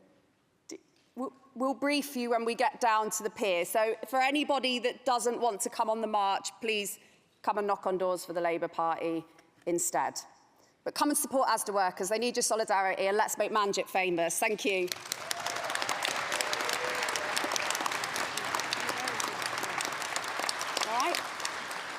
Thank you, Nadine. Thank you, all those Asda workers. And yes, as Nadine said, please come and show your solidarity down in Bournemouth Pier, and then we're on the march. Congress, that concludes the business of this morning. Thank you.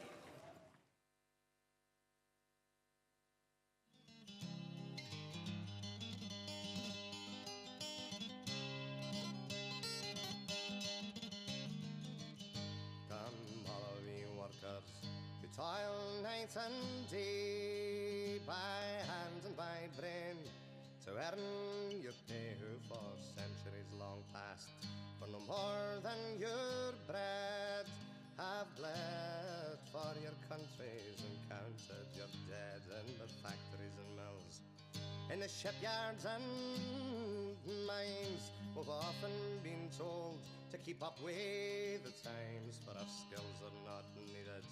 They've streamlined the job, and we're slide rule and stopwatch our blind day of robbed eye. But when the sky darkens and the prospect is war, who's